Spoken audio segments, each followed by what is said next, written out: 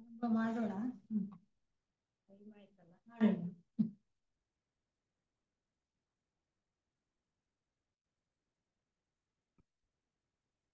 ಆತ್ಮೀಯ ಸಹೋದರ ಸಹೋದರಿಯರೇ, ನಾವು ಮಾನವ ಎಲ್ಲಿಂದ ಹೇಗೆ ಮತ್ತು ಎಲ್ಲಿಗೆ ಅನ್ನುವಂತಹ ಗ್ರಂಥದ ವ್ಯಾಸಂಗವನ್ನ ಪ್ರಾರಂಭ ಮಾಡಿದ್ವಿ ಹಿಂದಿನ ಒಂದು ತರಗತಿಯಲ್ಲಿ. ಅಂದ್ರೆ ಈಗಾಗಲೇ 2 ತಿಂಗಳ ಹಿಂದೆ. ನಂತರ ಅಕ್ಟೋಬರ್ ಮತ್ತೆ ನವೆಂಬರ್ ಅಲ್ಲಿ ಅದನ್ನ ಮುಂದುವರ್ಸೋದಕ್ಕೆ ಆಗ್ಲಿಲ್ಲ, ಸಮಯಾವಕಾಶ ಆಗ್ಲಿಲ್ಲ. ಈಗ ಮತ್ತೆ ಮುಂದುವರಿಸ್ತಾ ಹೋಗೋಣಂತೆ. ಬಹಳ ಉತ್ತಮವಾಗಿರ್ತಕ್ಕಂತಹ ಗ್ರಂಥ, ಅನೇಕ ವಿಚಾರಗಳನ್ನ ಒಳಗೊಂಡಿರ್ತಕ್ಕಂತಹ ಒಂದು ಗ್ರಂಥ, ಅನೇಕ ಕುತೂಹಲಕಾರಿ ಸಂಗತಿಗಳನ್ನ, ಅಂಶಗಳನ್ನ ನಮಗೆ ತಿಳಿಸ್ಕೊಡ್ತಾ ಇರುವಂತಹ ಗ್ರಂಥ ಈ ಒಂದು ಮಾನವ ಎಲ್ಲಿಂದ ಹೇಗೆ ಮತ್ತು ಎಲ್ಲಿಗೆ ಅನ್ನುವಂತಹ ಗ್ರಂಥ. ಇದರ ಮೂಲ ಇಂಗ್ಲಿಷ್ ಭಾಷೆಯಲ್ಲಿರುವಂಥದ್ದು. ಅದನ್ನ ಬರೆದಿರ್ತಕ್ಕಂಥದ್ದು ಅನಿ ಬೆಸೆಂಟ್ ಮತ್ತೆ ಯೋಗಿ ಲೆಡ್ಬಿಟ್ರ್ ಅವರು. ಅವರು ಯೋಗ ದೃಷ್ಟಿಯಲ್ಲಿ ಕಂಡುಕೊಂಡಂತಹ ವಿಚಾರಗಳನ್ನ ಕ್ರೋಢೀಕರಿಸಿ ಈ ಒಂದು ಗ್ರಂಥದಲ್ಲಿ ನಮಗೆ ತಿಳಿಸ್ತಾ ಇದ್ದಾರೆ. ಈ ಗ್ರಂಥವನ್ನ ಕನ್ನಡಕ್ಕೆ ಅನುವಾದ ಮಾಡಿರ್ತಕ್ಕಂಥದ್ದು ಸೋದರಿ ರುಕ್ಮಿಣಿ ಕೃಷ್ಣಮೂರ್ತಿ ಅವರು. 2012ರಲ್ಲೇ ಈ ಪುಸ್ತಕ ಬಿಡುಗಡೆಯಾಗಿದೆ. ಥಿಯಾಸಫಿ ಪ್ರಚಾರ ಮತ್ತೆ ಶಿಕ್ಷಣ ಸಮಿತಿ ಬೆಂಗಳೂರು ವತಿಯಿಂದ.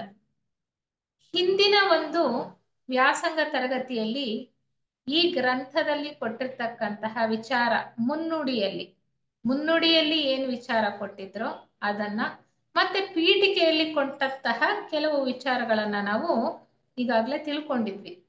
ಆದ್ರೆ ಸಮಯ ಜಾಸ್ತಿ ಆಗಿದ್ರಿಂದ ಮತ್ತೊಮ್ಮೆ ಅಲ್ಲಿ ಕೊಟ್ಟಿದ್ದಂತಹ ಮುಖ್ಯಾಂಶಗಳನ್ನ ಮತ್ತೆ ನಾವು ಜ್ಞಾಪಕ ಮಾಡ್ಕೊಳ್ತಾ ಮುಂದುವರಿಸ್ಕೊಂಡು ಹೋಗೋಣಂತೆ ಈ ಒಂದು ಅಧ್ಯಯನ ತರಗತಿಯನ್ನ. ಈ ಒಂದು ಗ್ರಂಥ ಹೇಗೆ ಬಂತು ಅನ್ನೋದಾದ್ರೆ, ಯೋಗ ದೃಷ್ಟಿಯಲ್ಲಿ ಅನಿ ಬೆಸೆಂಟ್ ಮತ್ತೆ ಲೆಡ್ಬಿಟ್ರ್ ಅವರು ಮಾಡಿದಂತಹ ಅಥವಾ ನೋಡಿದಂತಹ ಸಂಗತಿಗಳು, ಅಂದ್ರೆ ಸಂಶೋಧನೆ, ಅವರು ಯೋಗ ದೃಷ್ಟಿಯಲ್ಲಿ ಮಾಡಿದಂತಹ ಸಂಶೋಧನೆಯ ಫಲವೇ ಈ ಒಂದು ಗ್ರಂಥ. ಎಲ್ಲಿ ಮಾಡಿದ್ರು ಸಂಶೋಧನೆ? 1910ರಿಂದ 1912ನೇ ಇಸ್ವಿಯವರೆಗೆ, ಅಂದ್ರೆ ಬೇಸಿಗೆಯ ಸಮಯದಲ್ಲಿ. ಆಗ ಅವರಿಗೆ ಸ್ವಲ್ಪ ಬಿಡುವಿರ್ತಾ ಇತ್ತು, ಬೇರೆ ಕೆಲಸ ಕಾರ್ಯಗಳು ಕಡಿಮೆ ಇರ್ತಾ ಇತ್ತು. ಹಾಗಾದ್ರಿಂದ 1910ರಲ್ಲೇ ಪ್ರಾರಂಭ ಮಾಡ್ತಾರೆ. ಬೇಸಿಗೆಯಲ್ಲಿ ವಾರದಲ್ಲಿ 5 ದಿನ ಸಾಯಂಕಾಲ ಅವರು ಮತ್ತೆ ಲೆಡ್ಬಿಟ್ರ್ ಅವರು ಒಂದು ಕೊಠಡಿಯಲ್ಲಿ ಕುಳಿತು ಯೋಗ ದೃಷ್ಟಿಯಿಂದ ಈ ಮಾನವನ ಹಿಂದಿನ ಇತಿಹಾಸ ಏನು ಅನ್ನೋದನ್ನ ನೋಡ್ತಾ ಹೋಗ್ತಾರೆ. ಅವರು ನೋಡಿದ್ದನ್ನ ಹೇಳ್ತಾ ಹೋಗ್ತಾರೆ. ಅದನ್ನ ಮಿಸೆಸ್ ವ್ಯಾನ್ ಹುಕ್ ಮತ್ತೆ ಡಾನ್ ಫ್ಯಾಬ್ರಿಸಿಯೋ ರಸ್ಪೋಲಿ ಅಂತ ಅವರ ಶಿಷ್ಯರು ಬರ್ಕೊಳ್ತಾರೆ. ಹೀಗೆ ಅವರು ಬರ್ಕೊಂಡಂತಹ ವಿಚಾರಗಳನ್ನ ಕ್ರೋಢೀಕರಿಸಿ ಒಂದು ಪುಸ್ತಕದ ರೂಪದಲ್ಲಿ ಹೊರತರ್ತಾರೆ. ಈ ಗ್ರಂಥವನ್ನ ಯೋಗ ದೃಷ್ಟಿಯಲ್ಲಿ ನೋಡಿ ಬರೆದಿರ್ತಕ್ಕಂತಹ ವಿಚಾರಗಳಾದ್ರಿಂದ ಇದಕ್ಕೆ ಯಾವುದೇ ಒಂದು ರುಜುವಾತನ್ನು ಕೊಡೋದಕ್ಕೆ ಸಾಧ್ಯ ಇದೆಯೋ? ರುಜುವಾತನ್ನು ಕೊಡೋದಕ್ಕೆ ಸಾಧ್ಯ ಇಲ್ಲ. ಈಗ ಎಷ್ಟು ನಮ್ಮ ಹಿಂದಿನ ಋಷಿಮುನಿಗಳು ಕೂಡ ಅವರ ಯೋಗ ದೃಷ್ಟಿಯಿಂದ ನೋಡಿ ಹೇಳಿದಂತಹ ಎಷ್ಟು ವಿಚಾರಗಳು ನಮ್ಮ ಮತ ಗ್ರಂಥಗಳಲ್ಲೂ ಕೂಡ ಇರುವಂಥದ್ದು. ಅದೇ ರೀತಿ ಇದಕ್ಕೆ ರುಜುವಾತು ಅನ್ನೋದು ಕೊಡೋದಕ್ಕೆ ಸಾಧ್ಯ ಇಲ್ಲ. ಆದ್ರೆ ಇನ್ನು ಮುಂದೆ ಹೋಗ್ತಾ ಈ ಒಂದು ವಿಚಾರವಾಗಿ ತಿಳ್ಕೊಳ್ಬೇಕು ಅನ್ನುವಂತಹ ಆಸಕ್ತಿ ಇರುವಂತಹವರು ಹೆಚ್ಚು ಮುಂದೆ ಸಂಶೋಧನೆಯನ್ನ ಮಾಡಬಹುದು ಅಥವಾ ಅಧ್ಯಯನವನ್ನ ನಡೆಸಬಹುದು. ಆ ರೀತಿ ಅಧ್ಯಯನವನ್ನ ನಡೆಸ್ತಕ್ಕಂಥವ್ರಿಗೆ ಆಸಕ್ತಿಯನ್ನ ಹುಟ್ಟಿಸ್ತಕ್ಕಂಥದ್ದು, ಮತ್ತೆ ಇದು ಆ ಒಂದು ವಿಚಾರಕ್ಕೆ ಮೂಲ ಗ್ರಂಥವಾಗತ್ತೆ ಅನ್ನುವಂತಹ ಒಂದು ಅಭಿಪ್ರಾಯವನ್ನ ಇಲ್ಲಿ ಲೆಡ್ಬಿಟ್ರ್ ಅವರು ಮತ್ತೆ ಅನಿ ಬೆಸೆಂಟ್ ತಿಳಿಸ್ತಾ ಬರ್ತಾರೆ. ಈ ಪುಸ್ತಕದಲ್ಲಿ ಏನ್ ಹೇಳಿದ್ದಾರೆ ನಮಗೆ ಅಂದ್ರೆ, ಮಾನವನ ಮೂಲ ಮತ್ತೆ ಅವನ ಸಂಸರಣೆ, ಅವನ ಗುರಿ, ಈ ವಿಚಾರಗಳನ್ನ ತಿಳ್ಕೊಳ್ಬೇಕು ಅನ್ನುವಂತಹ ಆಸಕ್ತಿ ಯಾರಿಗಿರೋದಿಲ್ಲ ಹೇಳಿ? ಸಾಮಾನ್ಯವಾಗಿ ಎಲ್ರಿಗೂ ಇದ್ದೇ ಇರುತ್ತೆ ಅಲ್ವಾ? ಈಗ ನಮ್ಮ ವಂಶ ನಮ್ಮ ಕುಟುಂಬ ಅಂತ ಅಂದ್ರೇನೆ ನಮ್ಮ ತಂದೆ ತಾಯಿಗಳು ಗೊತ್ತಿರ್ತಾರೆ, ತಾತ ಮುತ್ತಾತಂದ್ರು ಗೊತ್ತಿರ್ತಾರೆ. ಅದಕ್ಕೂ ಹಿಂದಿನ ಇತಿಹಾಸ ಅಂದ್ರೆ ನಮ್ಗೆ ಎಷ್ಟು ಕುತೂಹಲ. ನಮ್ಮ ವಂಶಜರು ಯಾರು, ಹಿಂದಿನ ವಂಶಜರು ಯಾರು, ಯಾರ್ಯಾರಿದ್ರು, ನಮ್ಮ ತಲೆಮಾರಲ್ಲಿ ಹಿಂದಿನ ತಲೆಮಾರುಗಳಲ್ಲಿ ಅಂತ ತಿಳ್ಕೊಳ್ತಕ್ಕಂತಹ ಆಸಕ್ತಿ ಎಷ್ಟಿರುತ್ತಲ್ವಾ. ಅದೇ ನಮ್ಮ ಇತಿಹಾಸವನ್ನೇ ನಾವು ತಿಳ್ಕೊಳ್ಳೋದಕ್ಕೆ ಸಾಧ್ಯ ಅಂದ್ರೆ ಯಾರಿಗ ಆಸಕ್ತಿ ಇರಲ್ಲ. ಅಂದ್ರೆ ನಾನ್ ಹಿಂದಿನ ಜನ್ಮದಲ್ಲಿ ಆಗಿದ್ದೆ, ಅಥವಾ ಅದಕ್ಕೂ ಹಿಂದಿನ ಜನ್ಮದಲ್ಲಿ ನಾನು ಎಲ್ಲಿ ಹುಟ್ಟಿದ್ದೆ, ಏನಾಗಿದ್ದೆ, ನಾನು ಯಾವ ರೀತಿ ಈ ಒಂದು ಪ್ರಸ್ತುತ ಇರತಕ್ಕಂತಹ ಒಂದು ಘಟ್ಟಕ್ಕೆ ಬಂದು ಮುಟ್ಟಿದ್ದೇನೆ, ಈ ವಿಚಾರವನ್ನ ತಿಳ್ಕೊಳ್ಳೋದಕ್ಕೆ ನಮ್ಗೆ ಸಾಮಾನ್ಯವಾಗಿ ಆಸಕ್ತಿ ಇದ್ದೇ ಇರುತ್ತಲ್ವಾ. ಏಕೆಂದ್ರೆ ನಮ್ಮ ಹಿಂದಿನ ಇತಿಹಾಸ ನಮಗ್ ಗೊತ್ತಾದ್ರೆ ನಮ್ಮ ಪ್ರಸ್ತುತ ಪರಿಸ್ಥಿತಿ ಹೇಗಿದೆ, ಯಾಕೆ ಹೀಗಿದೆ ಅನ್ನೋದು ಇನ್ನೂ ಸ್ವಲ್ಪ ಚೆನ್ನಾಗಿ ನಮಗೆ ಸ್ಪಷ್ಟವಾಗುತ್ತೆ. ಮತ್ತೆ ನಮ್ಮ ಮುಂದಿನ ಗುರಿ ಏನು, ನಾವು ಏನ್ ಮಾಡ್ಬೇಕಾಗಿದೆ, ಹೇಗೆ ನಾವು ಜೀವನವನ್ನ ನಡೆಸಬೇಕಾಗಿದೆ ಅನ್ನುವಂತಹ ವಿಚಾರವಾಗಿ ನಾವು ತಿಳ್ಕೊಳ್ಬಹುದಾಗಿದೆ ಅಲ್ವಾ. ಹಾಗೆ ಅದಕ್ಕೆ ಅವ್ರು ಹೇಳ್ತಾರೆ, ಮಾನವ ಅಂತಕ್ಕಂಥವನು ಈ ಭೂಗ್ರಹ, ನಾವೆಲ್ಲಿದ್ದೇವೆ, ಭೂಮಿ ಮೇಲೆ ಇದ್ದೇವೆ. ಭೂಮಿ ಒಂದು ಗ್ರಹ, ಸೂರ್ಯನ ಸುತ್ತ ಸುತ್ತುತ್ತಾ ಇರತಕ್ಕಂತಹ ಒಂದು ಗ್ರಹ. ನಾವು ಭೂಮಿಯ ಮೇಲೆ ಪ್ರಸ್ತುತ ಮಾನವರಾಗಿ ಜೀವನವನ್ನ ನಡೆಸ್ತಾ ಇದ್ದೇವೆ. ನಾವು ಎಲ್ಲಿಂದ ಬಂದ್ವಿ, ನಾವು ಪ್ರಾರಂಭದಿಂದಲೂ ಭೂಮಿಯ ಮೇಲೆ ಇದ್ದೇವಾ, ನಾವು ಭಗವಂತನಿಂದ ಸೀದಾ ಒಂದೇ ಸಾರಿ ಭೂಮಿಯ ಮೇಲೆ ಇಳಿದು ಬಂದ್ವಾ, ಅಥವಾ ನಮ್ಮ ಪುರಾಣಗಳಲ್ಲಿ ನಮ್ಮ ಮತಗ್ರಂಥಗಳಲ್ಲಿ ಹೇಳುವ ಹಾಗೆ ಅನೇಕ ಜೀವ ವರ್ಗಗಳನ್ನ ದಾಟ್ಕೊಂಡು ಬಂದ್ವಾ. ವಿಜ್ಞಾನದಲ್ಲಿ ಕೂಡ ಹೇಳ್ತಕ್ಕಂಥದ್ದು ಏಕಕೋಶ ಜೀವಿಯಿಂದ ವಿಕಾಸ ಆಗತಾ ಆಗತಾ ಆಗತಾ ಈ ಒಂದು ಪ್ರಸ್ತುತ ಮಾನವನ ಹಂತಕ್ಕೆ ಬಂದು ನಿಂತಿದ್ದೇವೆ, ಈ ಒಂದು ಸಂಸರಣೆಯಲ್ಲಿ ಅಥವಾ ಜೀವ ವಿಕಾಸದಲ್ಲಿ ಅಂತ ಹೇಳುವಂಥದ್ದು. ಅಂದ್ರೆ ನಮ್ಮ ಹಿಂದಿನ ಇತಿಹಾಸ ಬರೀ ಪ್ರಾಣಿ ವರ್ಗಕ್ಕೆ ಮಾತ್ರ ಸಂಬಂಧಿಸಿದೆಯಾ ಅಂತ ಅಂದ್ರೆ ಇಲ್ಲ. ನಮ್ಮ ಥಿಯಾಸಫಿ ವಾಂಗ್ಮಯದಲ್ಲಿ ಹೇಳುವ ಪ್ರಕಾರ ಬಹಳ ಚೆನ್ನಾಗಿ ಹೇಳ್ತಾರೆ. ಥಿಯಾಸಫಿ ವಾಂಗ್ಮಯದಲ್ಲಿ ಅನೇಕ ಜೀವ ವರ್ಗಗಳನ್ನ ದಾಟಿಕೊಂಡು ನಾವು ಈ ಒಂದು ಮಾನವ ವರ್ಗದಲ್ಲಿ ಪ್ರಸ್ತುತ ಜೀವನ ಮಾಡ್ತಿದ್ದೇವೆ ಈ ಒಂದು ಭೂಮಿಯ ಮೇಲೆ. ಸರಿ, ಈ ಮಾನವ ಅಂತಕ್ಕಂಥವನು ಒಬ್ಬ ಆಧ್ಯಾತ್ಮ ಜೀವಿನ, ಕಾಡು ಮನುಷ್ಯರಿಂದ ಅವನು ವಿಕಾಸ ಆಗ್ತಾ ಬರ್ತಾನೆ ಇದ್ದಾನೆ ಅಲ್ವಾ. ಕಾಡು ಮನುಷ್ಯ ಮತ್ತೆ ನಾಗರಿಕ ಮನುಷ್ಯನಾಗ್ತಾನೆ, ಮತ್ತೆ ತಾಂತ್ರಿಕತೆಯಲ್ಲಿ ಮುಂದುವರಿತಾ ಬರ್ತಾನೆ. ಈಗ ಪ್ರಸ್ತುತ ಮನಸ್ಸು ಚೆನ್ನಾಗಿ ಬೆಳೆದಿದೆ, ಮುಂದೇನು, ಈತ ಮುಂದೆ ಒಬ್ಬ ಆಧ್ಯಾತ್ಮ ಜೀವಿ ಆಗ್ತಾನ. ನಾವೆಲ್ಲ ತಿಳ್ಕೊಂಡಿದೀವಿ ನಾವೆಲ್ಲ ಪರಮಾತ್ಮನ ಒಂದು ಅಂಶ, ಪರಮಾತ್ಮನಿಂದ ಬಂದಿದ್ದೇವೆ ಅಂದ್ರೆ ನಾವು ಮತ್ತೆ ಪರಮಾತ್ಮನನ್ನೇ ಅಥವಾ ಭಗವಂತನನ್ನೇ ಹೋಗಿ ಸೇರ್ಬೇಕಾಗಿದೆ. ಹಾಗಾದ್ರೆ ನಾವು ದೇವರಾಗ್ತೀವ, ಮುಂದೆ ದೇವ ವರ್ಗಕ್ಕೆ ಸೇರಿ ಹೋಗ್ತೇವಾ. ಈಗ ಪರಮಾತ್ಮ ಹೇಗೆ ಆಡಳಿತವನ್ನ ನಡೆಸ್ತಾ ಇದ್ದಾನೆ, ನಾವ್ ಅನ್ಕೊಂಡಿರೋ ಹಾಗೆ ತಿಳ್ಕೊಂಡಿರೋ ಹಾಗೆ ಈ ಒಂದು ಗೋಳದ್ದಿರ್ಬೋದು, ಒಂದೊಂದು ಬ್ರಹ್ಮಾಂಡದಿರ್ಬೋದು ಅಲ್ವಾ, ಆ ರೀತಿ ನಾವು ಕೂಡ ಒಂದು ಬ್ರಹ್ಮಾಂಡದ ಜವಾಬ್ದಾರಿ ಅಥವಾ ಒಂದು ಗ್ರಹದ ಜವಾಬ್ದಾರಿ ಅಥವಾ ಒಂದು ಗ್ರಹಗಳ ವ್ಯೂಹದ ಜವಾಬ್ದಾರಿಯನ್ನ ತಗೊಳ್ಳೋದಕ್ಕೆ ಸಾಧ್ಯವಾ, ಆ ರೀತಿ ಬೆಳಿತೀವ ನಾವು ಅಂತ ನಾವು ತಿಳ್ಕೊಳ್ಳೋದಕ್ಕೆ ನಮಗೆ ಆಸಕ್ತಿ ಹುಟ್ಟುತ್ತೆ ಅಲ್ವಾ. ಖಂಡಿತವಾಗ್ಲು ಈ ಎಲ್ಲ ವಿಚಾರವಾಗಿ ನಮಗೆ ಈ ಗ್ರಂಥದಲ್ಲಿ ಅನೇಕ ವಿಷಯಗಳನ್ನ ತಿಳಿಸ್ತಾ ಹೋಗ್ತಾರೆ, ಈ ವಿಚಾರಗಳ ಮೇಲೆ ಬೆಳಕನ್ನ ಚೆಲ್ತಾ ಹೋಗ್ತಾರೆ. ಅಂದ್ರೆ ಈ ವಿಚಾರಗಳು, ಈ ಪ್ರಶ್ನೆಗಳು ನಮಗ್ ಬರುತ್ತಲ್ಲ, ಈ ಪ್ರಶ್ನೆಗಳಿಗೆ ಉತ್ತರವನ್ನ ನಾವು ಸ್ವಲ್ಪ ಮಟ್ಟಿಗೆ ನಮ್ಮ ಮತಗ್ರಂಥಗಳಲ್ಲೂ ತಿಳ್ಕೊಂಡಿದ್ದೀವಿ ಅಲ್ವಾ. ಪುರಾಣಗಳಲ್ಲಿ ಹೇಳ್ತಕ್ಕಂಥದ್ದು ನಾವು ಹಿಂದೆ ಈ ರೀತಿ ಮಂಗನಿಂದ ಮಾನವ ಅಂತ ವಿಜ್ಞಾನ ಕೂಡ ಹೇಳುವಂಥದ್ದು. ಈಗ ಮಂಗನಿಂದ ನಾವು ಮುಂದುವರೆದು ಸಸ್ತನಿ ಪ್ರಾಣಿಗಳಲ್ಲಿ ಮುಂದುವರೆದು ಮನುಷ್ಯರಾಗಿದ್ದೇವೆ ಅಂತ. ಆದ್ರೆ ನಮ್ಮ ಮತಗ್ರಂಥಗಳಲ್ಲೂ ಹೇಳ್ತಾರೆ, ಗರುಡ ಪುರಾಣದಲ್ಲಿ ಹೇಳ್ತಾರೆ ನಾವು ಯಾವ ರೀತಿಯ ಪ್ರಾಣಿ ವರ್ಗದಿಂದ ಬಂದಿದ್ದೇವೆ, ಪ್ರಾಣಿಗಳಾಗಿದ್ವಿ ಅಲ್ಲಿಂದ ಮನುಷ್ಯರಾಗಿ ಬಂದಿದ್ದೇವೆ ಅಂತ ಅಲ್ಲೂ ಕೂಡ ಹೇಳ್ತಕ್ಕಂಥದ್ದೇ. ಆದರೆ ಈ ವಿಚಾರಗಳನ್ನ ಸ್ವತಃ ತಮ್ಮ ಯೋಗ ದೃಷ್ಟಿಯಿಂದ ನೋಡಿ ಕಂಡುಕೊಳ್ತಕ್ಕಂತಹ ಪ್ರಯತ್ನವನ್ನ ಮಾಡಿದವರು ಡಾಕ್ಟರ್ ಅನಿ ಬೆಸೆಂಟ್ ಮತ್ತೆ ಲೆಡ್ಬಿಟ್ರ್ ಅವರು. ಹೌದು, ಎಲ್ಲ ಹೇಳಿದೆ, ಮತಗ್ರಂಥಗಳಲ್ಲಿ ಬರೆದಿದೆ. ವಿಜ್ಞಾನ ಕೂಡ ಬಹಳ ನಿಧಾನವಾಗಿ ಈ ವಿಚಾರಗಳನ್ನ ಪರಿಶೋಧಿಸ್ತಾ ಹೋಗ್ತಾ ಹೋಗ್ತಾ ಹೋಗ್ತಾ ಸ್ವಲ್ಪ ಸ್ವಲ್ಪ ಮಟ್ಟಿಗೆ ಅರ್ಥೈಸ್ಕೊಳ್ಳೋದು ಪ್ರಯತ್ನ ಆಗ್ತಾ ಇದೆ, ಬಹಳ ಕಡಿಮೆ ಪ್ರಮಾಣ. ನಮ್ಮ ಋಷಿ ಮುನಿಗಳು ಯೋಗ ದೃಷ್ಟಿಯಿಂದ ನೋಡಿ ಏನ್ ಹೇಳಿದ್ರೋ ಅದು ಈಗ ನಿಜ ಅನ್ನುವಂತಹ ಅಂಶ ವಿಜ್ಞಾನಿಗಳಿಗೂ ಕೂಡ ಅರ್ಥ ಆಗ್ತಾ ಇದೆ. ಆದ್ರೆ ಪೂರ್ತಿ ಈ ಸ್ಥೂಲ ಲೋಕದಲ್ಲಿ ಇರ್ತಕ್ಕಂತಹ ಮಾನವನಿಗೆ, ವಿಜ್ಞಾನಿಗೆ ಇಟ್ಕೋದಕ್ಕೆ ಕಷ್ಟ. ಈ ಸ್ಥೂಲ ಲೋಕದ ದೇಹದಿಂದ ಅಥವಾ ಈ ಇಂದ್ರಿಯಗಳ ಸಹಾಯದಿಂದ ನೋಡಿ ಅರ್ಥೈಸ್ಕೊಳ್ತಕ್ಕಂಥದ್ದು ಕಷ್ಟ. ಆದ್ರೆ ಯೋಗ ದೃಷ್ಟಿ ಇರ್ತಕ್ಕಂತಹವರು ಉನ್ನತ ಪ್ರಜ್ಞಾವಲಯಕ್ಕೆ ತಮ್ಮ ಪ್ರಜ್ಞೆಯನ್ನ ಏರಿಸಿ ಶಾಶ್ವತವಾದಂತಹ ವಿಚಾರಗಳು ಪ್ರಕೃತಿಯಲ್ಲಿ ಏನ್ ಅಡಗಿದೆ ಅದನ್ನ ನೋಡಿ ತಿಳ್ಕೊಳ್ಳೋದಕ್ಕೆ ಖಂಡಿತವಾಗ್ಲೂ ಸಾಧ್ಯ ಅಂತ ಹೇಳ್ತಾರೆ. ಈಗ ಎಷ್ಟೊಂದು ಬದಲಾವಣೆಗಳು ನಮ್ಮ ಭೂಮಿಯ ಮೇಲೆ ನಾವು ನೋಡ್ತಾ ಇದ್ದೇವಲ್ವಾ. ಯಾಕೆಂದ್ರೆ ಈ ಪೆಸಿಫಿಕ್ ಮಹಾಸಾಗರ ಅಂತ ನಾವೇನು ಹೇಳ್ತೀವಿ ಈಗ, ಓಷನ್ ಅಂತ, ಪೆಸಿಫಿಕ್ ಓಷನ್ ಅಂತ, ಅಲ್ಲಿ ಹಿಂದೆ ಒಂದು ಕಾಲದಲ್ಲಿ ಲೆಮ್ಯೂರಿಯನ್ ಅಂತಕ್ಕಂತಹ ಒಂದು ಭೂಖಂಡ ಇತ್ತು. ಮತ್ತೆ ಈಗಿನ ಅಟ್ಲಾಂಟಿಸ್ ಮಹಾಸಾಗರ, ಅಟ್ಲಾಂಟಿಕ್ ಓಷನ್ ಇದೆಯಲ್ಲ, ಅದೇ ಸ್ಥಳದಲ್ಲಿ ಮುಂಚೆ ಅಟ್ಲಾಂಟಿಸ್ ಅಂತ ಅನ್ನುವಂತಹ ಒಂದು ಭೂಖಂಡ ಇತ್ತು. ಅಂದ್ರೆ ಈ ಭೂಮಿಯ ಮೇಲೆ ಕೂಡ ಬದಲಾವಣೆಗಳಾಗ್ತಾ ಇದೆ. ಎಷ್ಟೊಂದು ಸಾಗರ ಇದ್ದ ಕಡೆ ಭೂಮಿ ಏಳ್ತಾ ಇದೆ, ಭೂಮಿ ಇದ್ದ ಕಡೆ ಸಾಗರವಾಗ್ತಾ ಇದೆ, ಪ್ರಳಯಗಳಾಗ್ತಾ ಇದೆ. ಆಗಾಗ ಕಾಲ ಕಾಲಕ್ಕೆ ಬದಲಾವಣೆ ಅಂತಕ್ಕಂಥದ್ದು ಕಾಣಿಸ್ತಾ ಇದೆ. ಹಿಂದೆ ಇತ್ತು ಅಂದ್ರೆ ಅದು ಇಲ್ಲ ಅಂತ ಹೇಳೋ ಅಂತ ಸ್ಥಿತಿಯಲ್ಲಿ ನಾವಿಲ್ಲ. ವಿಜ್ಞಾನವೂ ಕೂಡ ಸಾಕಷ್ಟು ಪರಿಶೋಧನೆ ಮಾಡಿದೆ. ಈಗ ನೆಲದ ಉತ್ಖನನ ಅಂತ ಮಾಡ್ತಾರೆ ಅಲ್ವಾ, ಮತ್ತೆ ಅಲ್ಲಿ ಕೂಡ ಹಿಂದಿನ ನಾಗರಿಕತೆಗಳು ಏನೇನಿತ್ತು ಅನ್ನೋದನ್ನೆಲ್ಲ ತಿಳ್ಕೊಂಡಿದೀವಿ. ನಮ್ಮ ತರಗತಿಯಲ್ಲೂ ಕೂಡ ಇತಿಹಾಸದಲ್ಲಿ ನಮಗೆ ಅನೇಕ ವಿಚಾರಗಳನ್ನ ತಿಳಿಯಪಡಿಸಿದ್ದಾರೆ ಅಲ್ವಾ. ನಾವು ನೋಡಿಲ್ಲ, ಆದ್ರೂ ಅದು ವೈಜ್ಞಾನಿಕವಾಗಿ ಅನೇಕ ಸಂಶೋಧನೆಗಳನ್ನ ಮಾಡೋದ್ರ ಮೂಲಕ ಅದರ ಬಗ್ಗೆ ಕಂಡು ಹಿಡ್ಕೊಳ್ಳೋದಕ್ಕೆ ಸಾಧ್ಯ ಆಗ್ತಾ ಇದೆ. ಈ ರೀತಿ ಅನೇಕ ಬದಲಾವಣೆಗಳು ಆಗ್ತಾ ಇದೆ.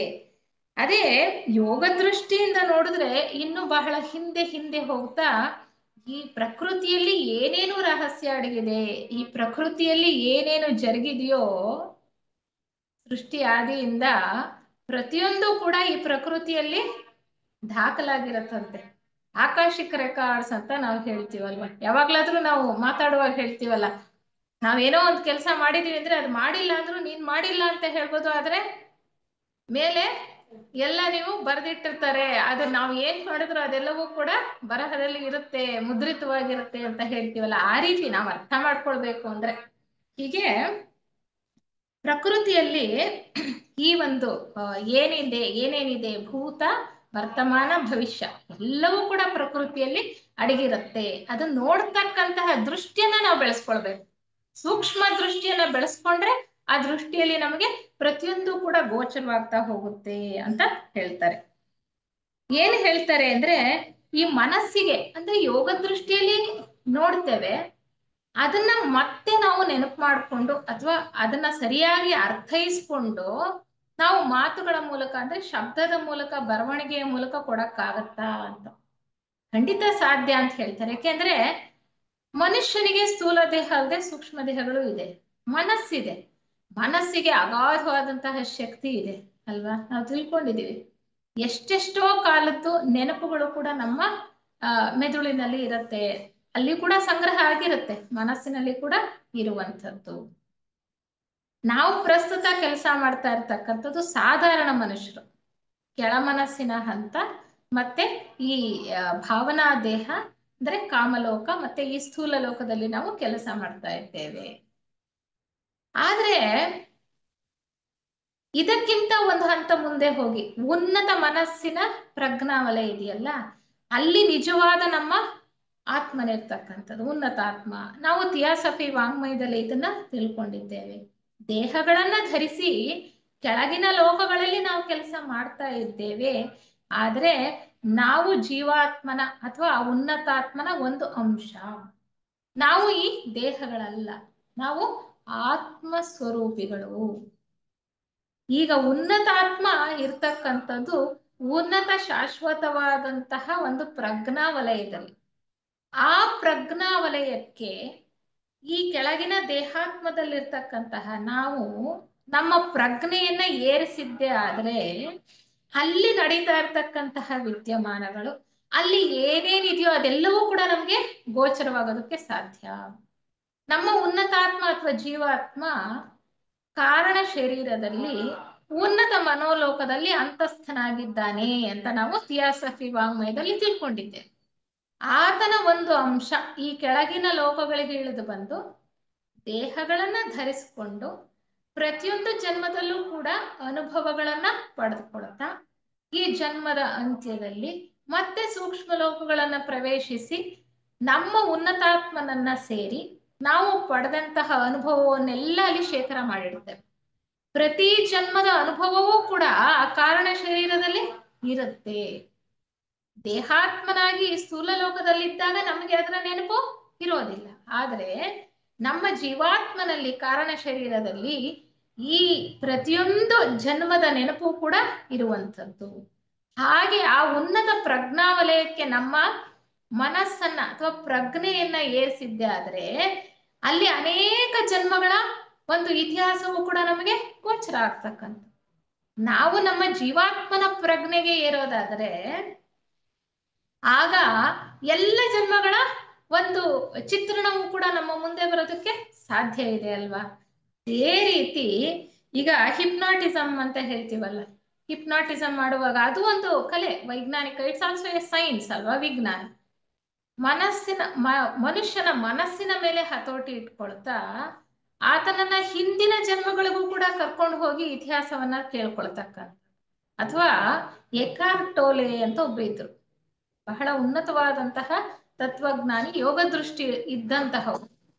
ಅವರು ಸ್ವಯಂ ಪ್ರೇರಿತ ಸಂಮೋಹನ ಸ್ಥಿತಿಯಲ್ಲಿ, ಅಂದ್ರೆ ಸೆಲ್ಫ್ ಹಿಪ್ನಾಟಿಕ್ ಸ್ಟೇಟ್, ಆ ಒಂದು ಸ್ಥಿತಿಯಲ್ಲಿ ಎಲ್ಲವನ್ನೂ ನೋಡ್ತಕ್ಕಂತಹ ಒಂದು ಶಕ್ತಿ ಅವ್ರಿಗಿತ್ತು. ಯಾರೇ ಬಂದು ಅವರ ತೊಂದರೆಗಳನ್ನು ಹೇಳ್ಕೊಂಡ್ರು ಆ ತೊಂದರೆಗಳು ಹಿಂದಿನ ಒಂದು ಜನ್ಮದ ಕರ್ಮಗಳ ಫಲ.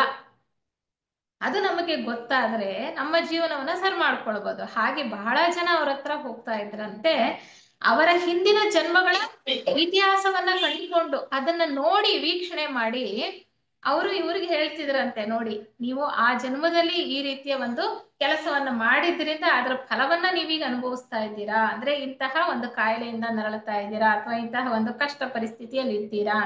ಅಂದ್ರೆ ನಾನು ಏನ್ ಹೇಳೋದಕ್ ಬಯಸ್ತಾ ಇದ್ದೀನಿ ಅಂದ್ರೆ, ಆ ಉನ್ನತಾತ್ಮನ ಪ್ರಜ್ಞಾವಲಯದಲ್ಲಿ ನಾವು ಹೋಗಿದ್ದೆ ಆದ್ರೆ ಪ್ರತಿಯೊಂದನ್ನೂ ಕೂಡ ನಾವು ವೀಕ್ಷಣೆ ಮಾಡೋದಕ್ಕೆ ಸಾಧ್ಯ. ಹಿಂದಿನ ಜನ್ಮಾಂತರಗಳ ಅನೇಕ ಒಂದು ಹಿಂದಿನ ಇತಿಹಾಸವನ್ನ, ಮನುಷ್ಯನ ಹಿಂದಿನ ಇತಿಹಾಸವನ್ನ ಕಂಡುಕೊಳ್ಳೋದಕ್ಕೆ ಸಾಧ್ಯ ಅನ್ನುವಂತಹ ವಿಚಾರವನ್ನ ನಾವು ತಿಳ್ಕೊಳ್ಬೇಕಾಗತ್ತೆ. ಹೇಳ್ತಾರೆ ಇಲ್ಲ, ಅವ್ರು ಏನ್ ಹೇಳ್ತಾರೆ ಅಂದ್ರೆ, ಈಗ ಹೇಗೆ ಅಂತಂದ್ರೆ ಆಗತಾನೆ ಹುಟ್ಟಿರ್ತಕ್ಕಂತಹ ಒಂದು ಶಿಶುವಿನಲ್ಲಿ ಎಲ್ಲ ತಂದೆಯ ಅಂತಸ್ಥ ಗುಣಗಳಿರುತ್ತಲ್ವ, ಅವರ ಪೋಷಕರ ಅಂದ್ರೆ ತಂದೆ ತಾಯಿಯರ ಗುಣ ಸ್ವಭಾವಗಳು ಇರುತ್ತೆ. ತಕ್ಷಣ ಎಲ್ಲವೂ ಕಾಣುತ್ತಾ ಇಲ್ಲ, ಮಗು ಬೆಳೀತಾ ಬೆಳೀತಾ ವಿಕಾಸ ಆಗ್ತಾ ಆಗ್ತಾ ಎಲ್ಲ ಗುಣಗಳು ಹೊರಬರ್ತಕ್ಕಂಥದ್ದು. ಅದೇ ರೀತಿ ನಾವು ನಮ್ಮ ಪ್ರಾಪಂಚಿಕ ದೃಷ್ಟಿಯನ್ನ, ಅಂದ್ರೆ ಬಹಿರ್ಮುಖವಾಗಿರ್ತಕ್ಕಂತಹ ಪ್ರಜ್ಞೆಯನ್ನ ನಾವ್ ಯಾವಾಗ್ಲೂ ಹೊರಗಡೆನೆ ನೋಡೋದು, ಪ್ರಪಂಚದಲ್ಲಿ ಏನ್ ನಡೀತಾ ಇದೆ, ಅಲ್ಲಿ ಹೇಗಿದೆ. ಅದೇ ನಾವು ಒಳಗಡೆ ಆ ಪ್ರಜ್ಞೆಯನ್ನ ತಿರುಗಿಸಿದ್ದೆ ಆದ್ರೆ ನಮ್ಮ ಅಂತರಂಗವನ್ನ ವೀಕ್ಷಣೆ ಮಾಡ್ಕೊಳ್ತಾ ನಮ್ಮ ಪ್ರಜ್ಞೆಯನ್ನ ಈ ಸ್ಥೂಲ ಲೋಕದಿಂದ ನಿಧಾನವಾಗಿ ಒಳಗಿನ ಸೂಕ್ಷ್ಮ ಲೋಕಗಳ ಸ್ಥಿತಿಗೆ ಏರಿಸ್ತಾ ಹೋದ್ರೆ ಆ ಒಂದು ಉನ್ನತ ಮನಸ್ಸಿನ ಪ್ರಜ್ಞಾ ವಲಯದಲ್ಲಿ, ಆ ವಿಶ್ವ ಪ್ರಜ್ಞೆಯಲ್ಲಿ ಪ್ರಕೃತಿಯಲ್ಲಿ ಇರ್ತಕ್ಕಂತಹ ನೆನಪನ್ನ ತಲುಪೋದಕ್ ಸಾಧ್ಯ ಅಂತ ಹೇಳ್ತಾರೆ. ಇಲ್ಲಿ ಲೇಖಕರೇ ಹೇಳ್ತಾ ಇರ್ತಕ್ಕಂಥದ್ದು ಆ ಒಂದು ಪ್ರಕೃತಿಯ ನೆನಪನ್ನ ತಲುಪಲಿಕ್ಕೆ ಸಾಧ್ಯ. ಪ್ರಕೃತಿ ಯಾವಾಗ ಸೃಷ್ಟಿಯಾದಂದಿನಿಂದ ಪ್ರಕೃತಿ ಇರ್ತಕ್ಕಂಥದ್ದಲ್ವಾ, ವಿಶ್ವ ಸೃಷ್ಟಿಯಾದಂತ ಪ್ರಕೃತಿ, ಯಾಕೆಂದ್ರೆ ಚೈತನ್ಯ ಪ್ರಕೃತಿಯಲ್ಲೇ ಪ್ರಕಟವಾಗಬೇಕಾಗಿದೆ. ಅಂದ್ರೆ ಆಗಲಿಂದನೂ ಏನೇನು ವಿದ್ಯಮಾನಗಳು ನಡೆದಿದೆಯೋ ಎಲ್ಲವೂ ಕೂಡ ಈ ಪ್ರಕೃತಿಯಲ್ಲಿ ನೆನಪಾಗಿ ಇದೆ ಅನ್ನುವಂಥದ್ದು. ಆ ನೆನಪನ್ನ ನಾವು ತಲುಪೋದಕ್ಕೆ ಸಾಧ್ಯ, ಅದನ್ನ ನೋಡೋದಕ್ಕೆ ಸಾಧ್ಯ, ಗ್ರಹಿಸೋದಕ್ಕೆ ಸಾಧ್ಯ ಅನ್ನುವಂತಹ ವಿಚಾರವನ್ನ ನಾವು ತಿಳ್ಕೊಳ್ಬೇಕಾಗತ್ತೆ. ಹೇಳ್ತಾರೆ, ನಾವಿರೋದು ಈ ಭೂಮಿಯ ಮೇಲೆ, ಭೂಮಿ ಒಂದು ಗ್ರಹ ಸೂರ್ಯನ ಸುತ್ತ ತಿರುಗ್ತಾ ಇರ್ತಕ್ಕಂಥದ್ದು. ಅಂದ್ರೆ ನಾವು ಸೌರ ಬ್ರಹ್ಮಾಂಡಕ್ಕೆ ಸೇರಿರ್ತಕ್ಕಂತಹ ಒಂದು ಗ್ರಹದಲ್ಲಿ ಇದ್ದೇವೆ. ಇಲ್ಲಿ ಇರ್ತಕ್ಕಂತಹ ಎಲ್ಲ ವಿದ್ಯಮಾನಗಳು, ಎಲ್ಲ ನೆನಪುಗಳು ಎಲ್ಲವೂ ಕೂಡ ಪ್ರಕೃತಿಯಲ್ಲಿರ್ತಕ್ಕಂಥದ್ದು ಆ ಸೌರ ಬ್ರಹ್ಮಾಂಡನ ಇಚ್ಛೆಯಂತೆಯೇ ಅಥವಾ ಸೌರ ಬ್ರಹ್ಮಾಂಡನ ಆಲೋಚನೆಗಳ ಮೂರ್ತ ರೂಪ ಅಂತ ಹೇಳ್ತಾರೆ. ನಾವೇನ್ ನೋಡ್ತಾ ಇದ್ದೀವಿ, ಸೌರ ಬ್ರಹ್ಮಾಂಡದಲ್ಲಿ ಈ ಪ್ರಕೃತಿಯಲ್ಲಿ ಏನೇನು ಅಡಗಿದೆಯೋ ಎಲ್ಲವೂ ಕೂಡ ಆ ಸೌರ ಬ್ರಹ್ಮಾಂಡೇಶ್ವರನ ಆಲೋಚನೆಗಳ ಮೂರ್ತ ರೂಪ ಅಂತ ನಾವು ತಿಳ್ಕೊಳ್ಬೋದು. ಸೃಷ್ಟಿ ಹೇಗಾಯ್ತು, ಹಿಂದೆ ಹೋಗೋದು ಬೇಡ, ಅವ್ಯಕ್ತದಿಂದ ವ್ಯಕ್ತ ಮೊದಲು ಪ್ರಾರಂಭ ಆದಾಗ ಪರಬ್ರಹ್ಮ ಅವ್ಯಕ್ತ ಚೈತನ್ಯ ಹೇಗೆ ಪ್ರಕಟವಾಯಿತು, ಅದೇ ರೀತಿ ಎಲ್ಲವೂ ಕೂಡ ಕೆಳ ಹಂತದಲ್ಲೂ ನಡೀತಕ್ಕಂಥದ್ದು. ಅಂದ್ರೆ ಅಖಿಲಾಂಡ ಕೋಟಿ ಬ್ರಹ್ಮಾಂಡ, ಭಗವಂತನ ಈ ಸೃಷ್ಟಿಯಲ್ಲಿ ಅಖಿಲಾಂಡ ಕೋಟಿ ಬ್ರಹ್ಮಾಂಡಗಳಿವೆ.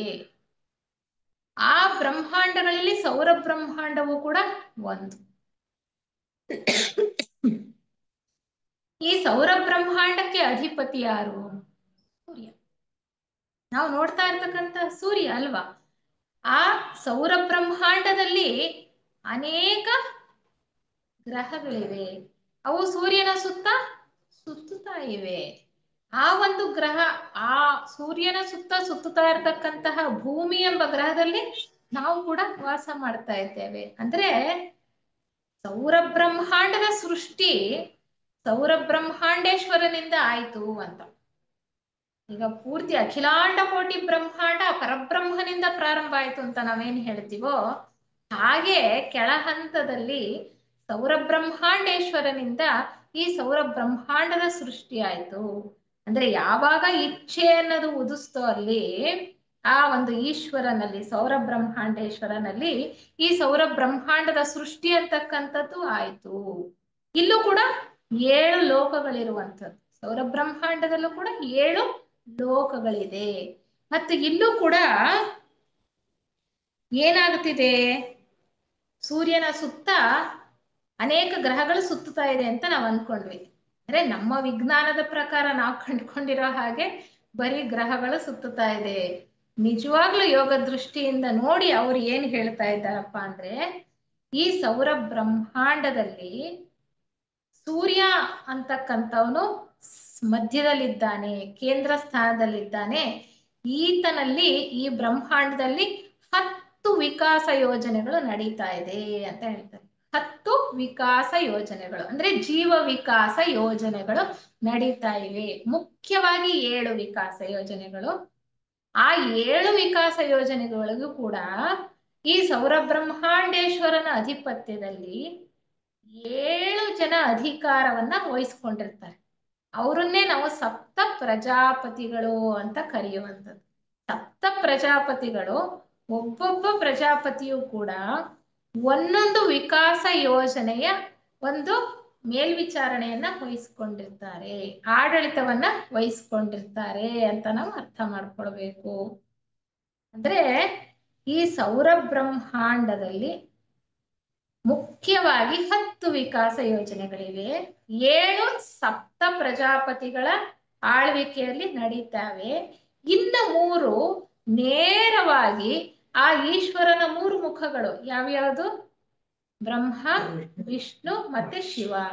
ಆ 3 ಜನರ ಅಧಿಪತ್ಯದಲ್ಲಿ ನಡೀತಾ ಇದೆ, ನೇರವಾಗಿ ನಡೀತಾ ಇದೆ ಅಂತ ಹೇಳ್ತಾರೆ. ಯೋಗ ದೃಷ್ಟಿಯಲ್ಲಿ ನೋಡಿ ತಿಳ್ಕೊಂಡಿರ್ತಕ್ಕಂಥದ್ದು ನಮ್ಮ ಸೀಕ್ರೆಟ್ ಡಾಕ್ಟ್ರಿನ್ ಅಲ್ಲಿ ಇರ್ಬೋದು, ಅಥವಾ ಯೋಗ ದೃಷ್ಟಿಯಲ್ಲಿ ನೋಡಿ ಬರೆದಿರ್ತಕ್ಕಂತಹ ಥಿಯಾಸಫಿ ವಾಂಗ್ಮಯದಲ್ಲಿ ಇರ್ಬೋದು, ನಾವು ತಿಳ್ಕೊಳ್ತಕ್ಕಂತಹ ವಿಚಾರ ಹೀಗಿದೆ.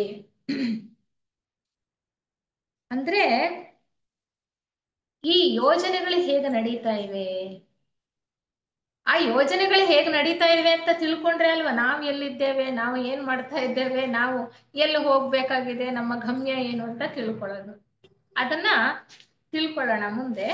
ಅದಕ್ಕೆ ಮುಂಚೆ ಒಂದು ವಿಚಾರ ಏನಪ್ಪಾ ಅಂದ್ರೆ, ನಾನು ಆಗ್ಲೇ ಹೇಳ್ತಾ ಇದ್ದ ಹಾಗೆ ನಮ್ಮ ಉನ್ನತ ಮನಸ್ಸಿನ ಪ್ರಜ್ಞಾವಲಯದಲ್ಲಿ ಈ ಒಂದು ಸೃಷ್ಟಿಯಲ್ಲಿ ಸೌರ ಬ್ರಹ್ಮಾಂಡದ, ಯಾಕೆಂದ್ರೆ ನಾವು ಅದಕ್ಕೆ ಸೇರಿರೋದ್ರಿಂದ ಆ ಪ್ರಕೃತಿಯಲ್ಲಿ ಇರ್ತಕ್ಕಂತಹ ನೆನಪನ್ನ ನಾವು ಗ್ರಹಿಸೋದಕ್ಕೆ ಸಾಧ್ಯ ಅಥವಾ ನೋಡೋದಕ್ಕೆ ಸಾಧ್ಯ ಅನ್ನುವಂತಹ ವಿಚಾರ. ಅಂದ್ರೆ ನಾವು ದೇಹಾತ್ಮರಾಗಿ ಜೀವನ ಮಾಡ್ತಾ ಇದ್ದೇವೆ, ನಾವು ನಮ್ಮ ಪ್ರಜ್ಞೆಯನ್ನ ಅಲ್ಲಿ ಏರಿಸಿದ್ರೆ ಖಂಡಿತ ನೋಡೋಕೆ ಸಾಧ್ಯ. ಆದ್ರೆ ಈಗಾಗ್ಲೇ ಜೀವನ್ ಮುಕ್ತರಾಗಿ ಹೋಗಿದ್ದಾರಲ್ಲ, ಈ ಸಂಸಾರ ಚಕ್ರದಿಂದ ಬಿಡಿಸ್ಕೊಂಡು ಕೆಳಗಿನ ಲೋಕಗಳಿಂದ ಮುಕ್ತಿಯನ್ನ ಹೊಂದಿ ಮೇಲಿನ ಉನ್ನತ ಲೋಕಗಳಿಗೆ ಹೋಗಿದ್ದಾರಲ್ಲ, ಆತ್ಮ ಪ್ರಜ್ಞೆಯಲ್ಲಿ ಆತ್ಮಲೋಕದಲ್ಲಿ ಕೆಲಸ ಮಾಡ್ತಾ ಇರ್ತಕ್ಕಂಥ ಜೀವನ್ ಮುಕ್ತರು, ಅವರಿಗೆ ಬೇಕಾದಾಗ ಈ ದೈವಿಕ ಪ್ರಜ್ಞೆಯಲ್ಲಿ ತಮ್ಮನ್ನ ತಾವು ಎರಕ ಮಾಡ್ಕೊಳ್ಬಹುದು ಅಂತ ಹೇಳ್ತಾರೆ. ಅಂದ್ರೆ ಸಂಪರ್ಕವನ್ನ ಸಾಧಿಸ್ಬೋದು. ಜೀವನ್ ಮುಕ್ತರಿಗೆ ಕಷ್ಟನೇ ಇಲ್ಲ, ಪ್ರತಿಯೊಂದು ಕೂಡ ಅವ್ರಿಗೆ ಗೊತ್ತಿರುತ್ತೆ, ಪ್ರತಿಯೊಂದು ಕೂಡ ಅವ್ರಿಗೆ ಗೋಚರವಾಗತಕ್ಕಂಥದ್ದು, ಅವ್ರಿಗೆ ಗ್ರಹಿಸ್ತಕ್ಕಂಥದ್ದು, ಅದನ್ನ ಹೇಳ್ತಾರೆ. ಆದ್ರೆ ಅನಿಬೆಸೆಂಟ್ರು ಮತ್ತೆ ಲೆಡ್ಬಿಟ್ರು ಇಲ್ಲಿ ಇನ್ನ ದೇಹಾತ್ಮ ಸ್ಥಿತಿಯಲ್ಲೇ ಇದ್ದವರು, ಅವರಿನ್ನ ಜೀವನ್ ಮುಕ್ತರಲ್ಲ ಅಲ್ವಾ. ಆದ್ರೂ ಕೂಡ ಅವರ ಸಾಧನೆಯಿಂದ ಅವ್ರಿಗೆ ಯೋಗ ದೃಷ್ಟಿ ಅಂತಕ್ಕಂಥದ್ದು ಲಭಿಸಿತ್ತು. ಈ ಯೋಗ ದೃಷ್ಟಿಯಾಗ್ಲಿ ಅಥವಾ ಸಿದ್ಧಿಗಳಾಗ್ಲಿ ನಮ್ಮ ಮನಸ್ಸಿನ ಮೇಲೆ ನಾವು ಸಾಧಿಸ್ತಕ್ಕಂತಹ ಹತೋಟಿಯಿಂದ ಸಿಗತಕ್ಕಂಥದ್ದು. ಕೆಳಮಟ್ಟದ ಸಿದ್ಧಿಗಳು ಉನ್ನತ ಮಟ್ಟದ ಸಿದ್ಧಿಗಳು ಅಂತ ಹೇಳ್ತಾರಲ್ಲ, ಈ ಕೆಳ ಮನಸ್ಸನ್ನ ನಮ್ಮ ಹತೋಟಿಯಲ್ಲಿ ತಗೊಂಡ್ರೇನು ನಾವು ಎಷ್ಟೋ ಸಿದ್ಧಿಗಳನ್ನ ನಾವು ಪಡ್ಕೊಳ್ಬಹುದು. ಉನ್ನತ ಮಟ್ಟದ ಆ ಮನೋ ಕ್ಷೇತ್ರದಲ್ಲಿ ಉನ್ನತ ಮಟ್ಟದ ಸಿದ್ಧಿಗಳನ್ನ ಕೂಡ ನಾವು ಪಡ್ಕೊಳ್ಳೋದಕ್ಕೆ ಸಾಧ್ಯ ಇದೆ.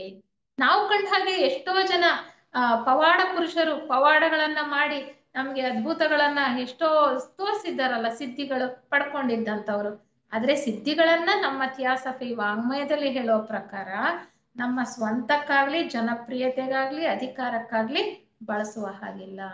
ಮಾನವ ಕೋಟಿಯ ಸೇವೆಗೋಸ್ಕರ ಆ ಗುರುಗಳ ಒಂದು ಮಾರ್ಗದರ್ಶನದಲ್ಲಿ ನಾವು ಬಳಸಿದ್ರೆ ಮಾತ್ರ ಅದು ಒಂದು ಸೇಫ್ ಆಗಿರತ್ತೆ ಅಥವಾ ಸರಿಯಾಗಿ ಸದ್ಬಳಕೆಯಾಗತ್ತೆ ಅನ್ನುವಂತಹ ವಿಚಾರ ಇರ್ಲಿ. ಹಾಗೆ ಒಂದು ಬಹಳ ಉನ್ನತವಾದಂತಹ ಉತ್ತಮವಾದಂತಹ ಪ್ರಯತ್ನವನ್ನ ಲೆಡ್ಬಿಟ್ರು ಅವರು ಮತ್ತೆ ಅನಿಬೆಸೆಂಟ್ರು ಇಲ್ಲಿ ಮಾಡಿದ್ದಾರೆ. ಅನೇಕ ಸಂದರ್ಭಗಳಲ್ಲಿ ಜೀವನ್ಮುಕ್ತ ಗುರುಗಳ ಸಹಾಯವನ್ನ ಪಡ್ಕೊಂಡಿದ್ದಾರಂತೆ. ಈ ಒಂದು ವಿಚಾರಗಳಲ್ಲಿ ಅವರಿಗೆ ಸ್ಪಷ್ಟತೆ ಇಲ್ಲದಲೇ ಇದ್ದಾಗ ಕೆಲವು ವೇಳೆ ಜೀವನ್ಮುಕ್ತ ಮಹಾತ್ಮರ ಒಂದು ಸಹಾಯವನ್ನ ಕೂಡ ಪಡ್ಕೊಂಡಿದ್ದಾರೆ. ಯಾಕೆಂದ್ರೆ ನಾನೀಗಾಗ್ಲೇ ಹೇಳಿದ ಹಾಗೆ ಜೀವನ್ಮುಕ್ತ ಮಹಾತ್ಮರು ಆ ದೈವಿಕ ಪ್ರಜ್ಞೆಯಲ್ಲಿ ಯಾವಾಗ ಬೇಕಾದ್ರೂ ಸಂಪರ್ಕವನ್ನ ಸಾಧಿಸಬಹುದಾಗಿತ್ತು.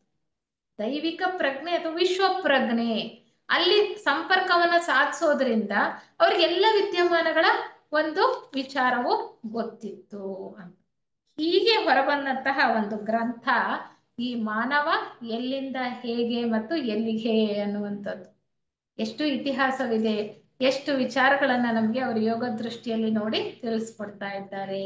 ಈ ಗ್ರಂಥದಲ್ಲಿ ಪೂರ್ವೋಕ್ತಿಯಿಂದ ಉಪಸಂಹಾರದವರೆಗೆ 28 ಅಧ್ಯಾಯಗಳಿದೆ. 28 ಅಧ್ಯಾಯ, ದೊಡ್ಡ ಪುಸ್ತಕ. ಇಲ್ಲಿ ನೋಡ್ತಾ ಇದ್ದೀರಲ್ಲ, ಇದು ಪುಸ್ತಕ ದೊಡ್ಡದು. 28 ಅಧ್ಯಾಯಗಳಿದೆ. ನಾವು ನಿಧಾನವಾಗಿ ಇದನ್ನ ಅರ್ಥ ಮಾಡ್ಕೊಳ್ತಾ ವ್ಯಾಸಂಗ ಮಾಡ್ತಾ ಹೋಗೋಣಂತೆ. ಮುಖ್ಯಾಂಶಗಳನ್ನ ನಾನು ಕ್ರೋಢೀಕರಿಸಿ ಹೇಳ್ತಕ್ಕಂಥ ಪ್ರಯತ್ನವನ್ನ ಮಾಡ್ತಾ ಹೋಗ್ತೇನೆ. ಮೊದಲನೆಯ ಅಧ್ಯಾಯದ ಶೀರ್ಷಿಕೆ ಪೂರ್ವೋಕ್ತಿ ಅಂತ. ಈ ಪೂರ್ವೋಕ್ತಿಯಲ್ಲಿ ಕೆಲವು ಮೂಲಭೂತ ವಿಚಾರಗಳನ್ನ ಮತ್ತೆ ಮುಖ್ಯವಾಗಿರ್ತಕ್ಕಂತಹ ಅಂಶಗಳನ್ನ ನಮ್ಗೆ ತಿಳಿಸಿದ್ದಾರೆ. ಅಂದ್ರೆ ಮುಂದೆ ಬರ್ತಕ್ಕಂತಹ ಅಧ್ಯಾಯಗಳಲ್ಲಿ ಏನು ವಿಚಾರಗಳಿದೆ ಅದರ ಒಂದು ಪಕ್ಷಿ ನೋಟ ಅಂತ ನಾವು ಅಂದ್ಕೊಳ್ಬಹುದು. ಅದನ್ನ ಬಹಳ ಸಂಗ್ರಹವಾಗಿ ಸರಳವಾಗಿ ನಮಗೆ ಒಂದು ವ್ಯೂ, ಬರ್ಡ್ಸ್ ಐ ವ್ಯೂ ಅಂತ ಹೇಳ್ತಾರಲ್ಲ, ಹಾಗೆ ಕೊಡ್ತಕ್ಕಂಥ ಪ್ರಯತ್ನ ಮಾಡಿದ್ದಾರೆ. ಮತ್ತೆ ಕೆಲವು ಮುಖ್ಯವಾದಂತಹ ಸೌರ ಬ್ರಹ್ಮಾಂಡಕ್ಕೆ ಸಂಬಂಧಪಟ್ಟಂತಹ ವಿಚಾರಗಳನ್ನ ಕೂಡ ನಮ್ಗೆ ಇಲ್ಲಿ ತಿಳಿಸ್ತಾ ಹೋಗ್ತಾರೆ. ಅವ್ರು ಹೇಳ್ತಾರೆ, ಆಧ್ಯಾತ್ಮ ಜೀವಿಯಾದಂತಹ ಮಾನವ ಭಗವಂತನಿಂದ ಬಂದಿದ್ದಾನೆ, ಮತ್ತೆ ಭಗವಂತನಲ್ಲಿಗೆ ಹಿಂದಿರುಗ್ತಾನೆ ಅಂತಕ್ಕಂಥ ವಿಚಾರವನ್ನ ನಾವು ತಿಳ್ಕೊಂಡಿದ್ದೇವೆ. ಈ ವಿಚಾರದ ಬಹಳ ಸ್ವಲ್ಪ ಭಾಗವನ್ನ ಈ ಗ್ರಂಥದಲ್ಲಿ ನಾವು ತಿಳಿಸ್ತಾ ಇದ್ದೀವಿ ಅಂತ ಹೇಳ್ತಾರೆ. ಮಾನವ ಭಗವಂತನಿಂದ ಬಂದಾಗ್ಲಿಂದ ಮತ್ತೆ ಹೋಗಿ ಸೇರೋದ್ರ ತನಕ ನಿಜವಾಗ್ಲೂ ಸವಿಸ್ತಾರವಾಗಿ ಬರೆಯೋದಕ್ಕೆ ಸಾಧ್ಯ ಇಲ್ಲ. ಅದೊಂದು ಅಗಾಧವಾದಂತಹ ಕೆಲಸನೇ ಸರಿ. ಅದಕ್ಕೆ ಅವರು ಹೇಳ್ತಾರೆ, ಈ ಗ್ರಂಥದಲ್ಲಿ ಕೊಟ್ಟಿರ್ತಕ್ಕಂತಹ ವಿಚಾರಗಳು ಮಾನವ ಜೀವನವೆಂಬ ಪುಸ್ತಕದ ಒಂದೇ ಒಂದು ಹಾಳೆ ಅಂತ, ಒಂದೇ ಒಂದು ಪೇಜ್ ಅಂತೆ.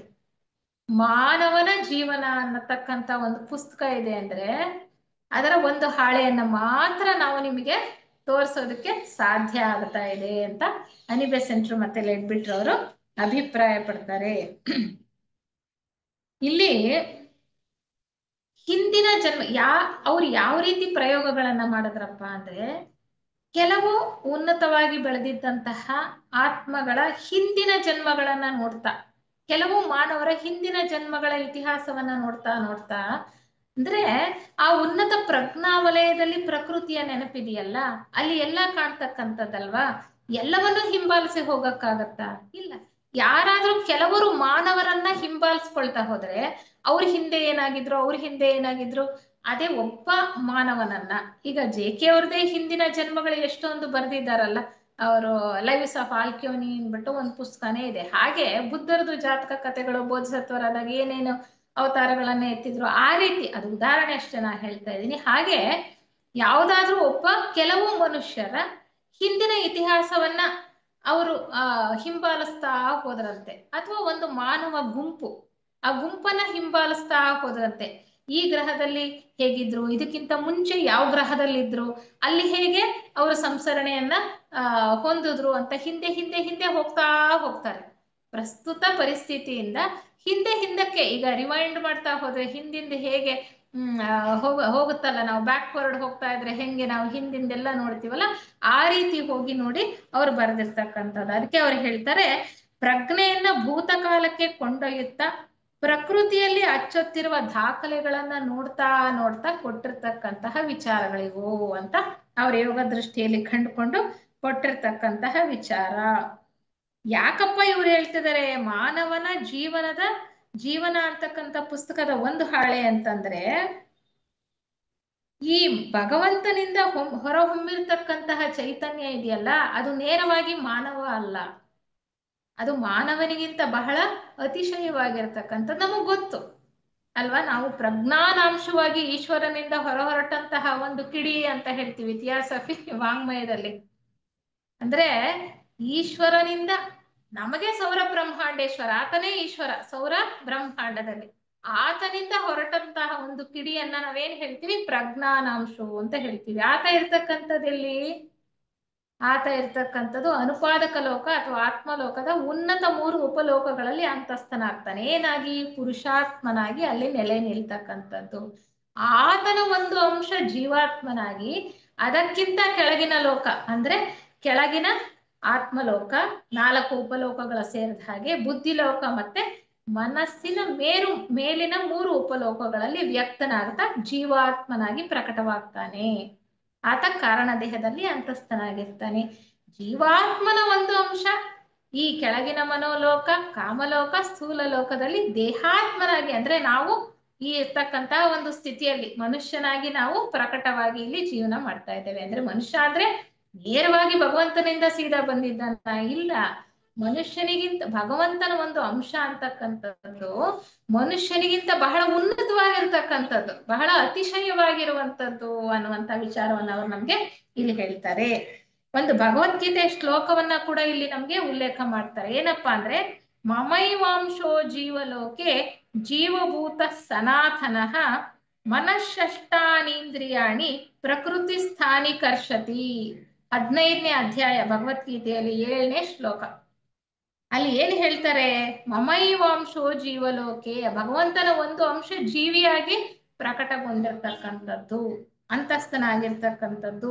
ಆದ್ರೆ ಮಾನವನಿಗಿಂತ ಬಹಳ ಅತಿಶಯವಾಗಿದೆ ಈ ಭಗವಂತನ ಒಂದು ಅಂಶ ಅನ್ನುವಂಥದ್ದು. ಈ ಆತ್ಮನ ದೀರ್ಘವಾದ ಸಂಸ್ಕರಣೆಯಲ್ಲಿ ಆತ್ಮ ಸಂಸ್ಕರಣೆ ಹೊಂದುತ್ತಾ ಹೋಗ್ತಾನಲ್ವಾ, ಅಲ್ಲಿ ಖನಿಜ, ಸಸ್ಯ, ಪ್ರಾಣಿ, ನಂತರ ಮನುಷ್ಯ, ನಾವು ತಿಳ್ಕೊಂಡ ಹಾಗೆ ಎಲ್ಲವೂ ಪ್ರಕೃತಿಯ ಗರ್ಭದಲ್ಲಿ ಬೆಳೀತಾ ಇರ್ತಕ್ಕಂತಹ ಆತ್ಮನ ಬೇರೆ ಬೇರೆ ಘಟ್ಟಗಳು. ಮಾನವ ಜನ್ಮದಲ್ಲಿ ಪ್ರಕೃತಿಯೊಡನೆ ನಾವು ಹೋರಾಟ ಮಾಡ್ತಾ ಇರ್ತೇವೆ. ನಮ್ಮ ದೇಹ ಆಗಿರೋದು ಪ್ರಕೃತಿಯಿಂದ.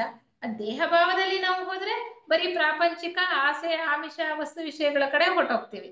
ಅದರ ವಿರುದ್ಧವಾಗಿ ನಾವು ಹೋರಾಡ್ತಾ ನಮ್ಮ ಒಳಗಡೆ ಇರ್ತಕ್ಕಂತಹ ಉನ್ನತಾತ್ಮ ಅಥವಾ ಆತ್ಮನ ಸ್ವರೂಪವನ್ನು ಕಂಡುಕೊಳ್ತಾ ನಾವು ಊರ್ಧ್ವಮುಖವಾಗಿ ಪ್ರಯಾಣ ಮಾಡಿ ನಮ್ಮ ಗಮ್ಯವನ್ನ ಸೇರ್ಬೇಕಾಗಿದೆ ಅಲ್ವಾ. ಅದು ಬಹಳ ಮುಖ್ಯ. ಅಂದ್ರೆ ಮಾನವಾತೀತ ಘಟ್ಟವನ್ನ ನಾವು ತಲುಪ್ತೇವೆ. ಮನುಷ್ಯನಿಂದ ಮನುಷ್ಯ ಏನಾಗ್ತಾನೆ?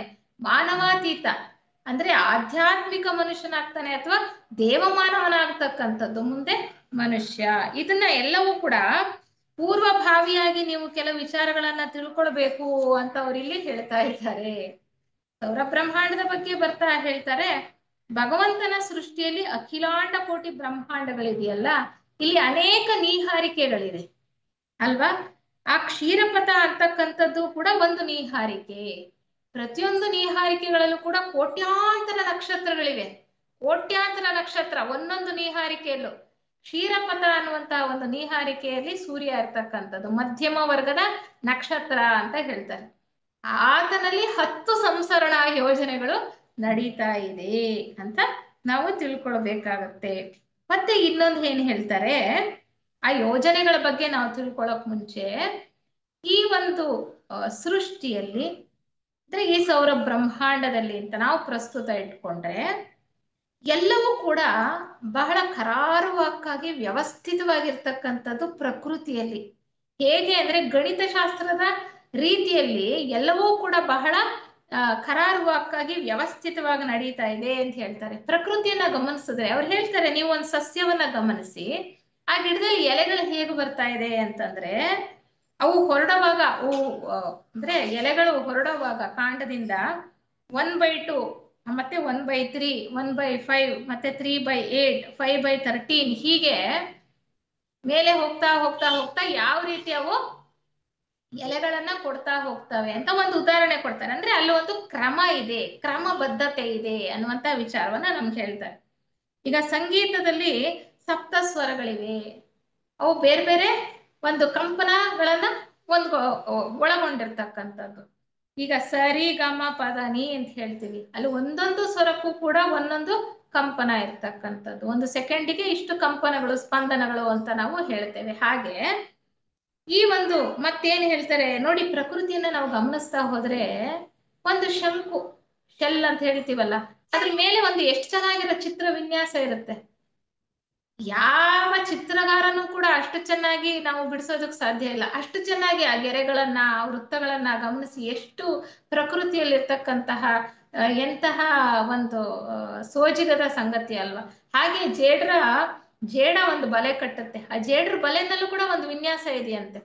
ಎಷ್ಟೆಷ್ಟು ಗೆರೆಗಳಿದೆ, ಆ ಬಲೆ ಎಷ್ಟು ದೊಡ್ಡದಿರುತ್ತೆ ಅಂತ. ಹಾಗೆ ನೋಡ್ತಾ ಹೋದ್ರೆ ಕೆಲವು ಉದಾಹರಣೆಗಳಷ್ಟೇ ಅವ್ರು ಹೇಳ್ತಾ ಇರೋದು. ಅಂದ್ರೆ ಪ್ರಕೃತಿಯಲ್ಲಿ ಪ್ರತಿಯೊಂದು ಕೂಡ ಅಷ್ಟು ಚೆನ್ನಾಗಿ ಕರಾರುವಕ್ಕಾಗಿ ಬಹಳ ನಿಖರವಾಗಿ ಇರ್ತಕ್ಕಂಥದ್ದು. ಅಂದ್ರೆ ಗಣಿತಶಾಸ್ತ್ರದ ಹಾಗೆ ನಿಖರವಾಗಿದೆ ಅಂತ ಹೇಳ್ತಾ ಹೋಗ್ತಾರೆ.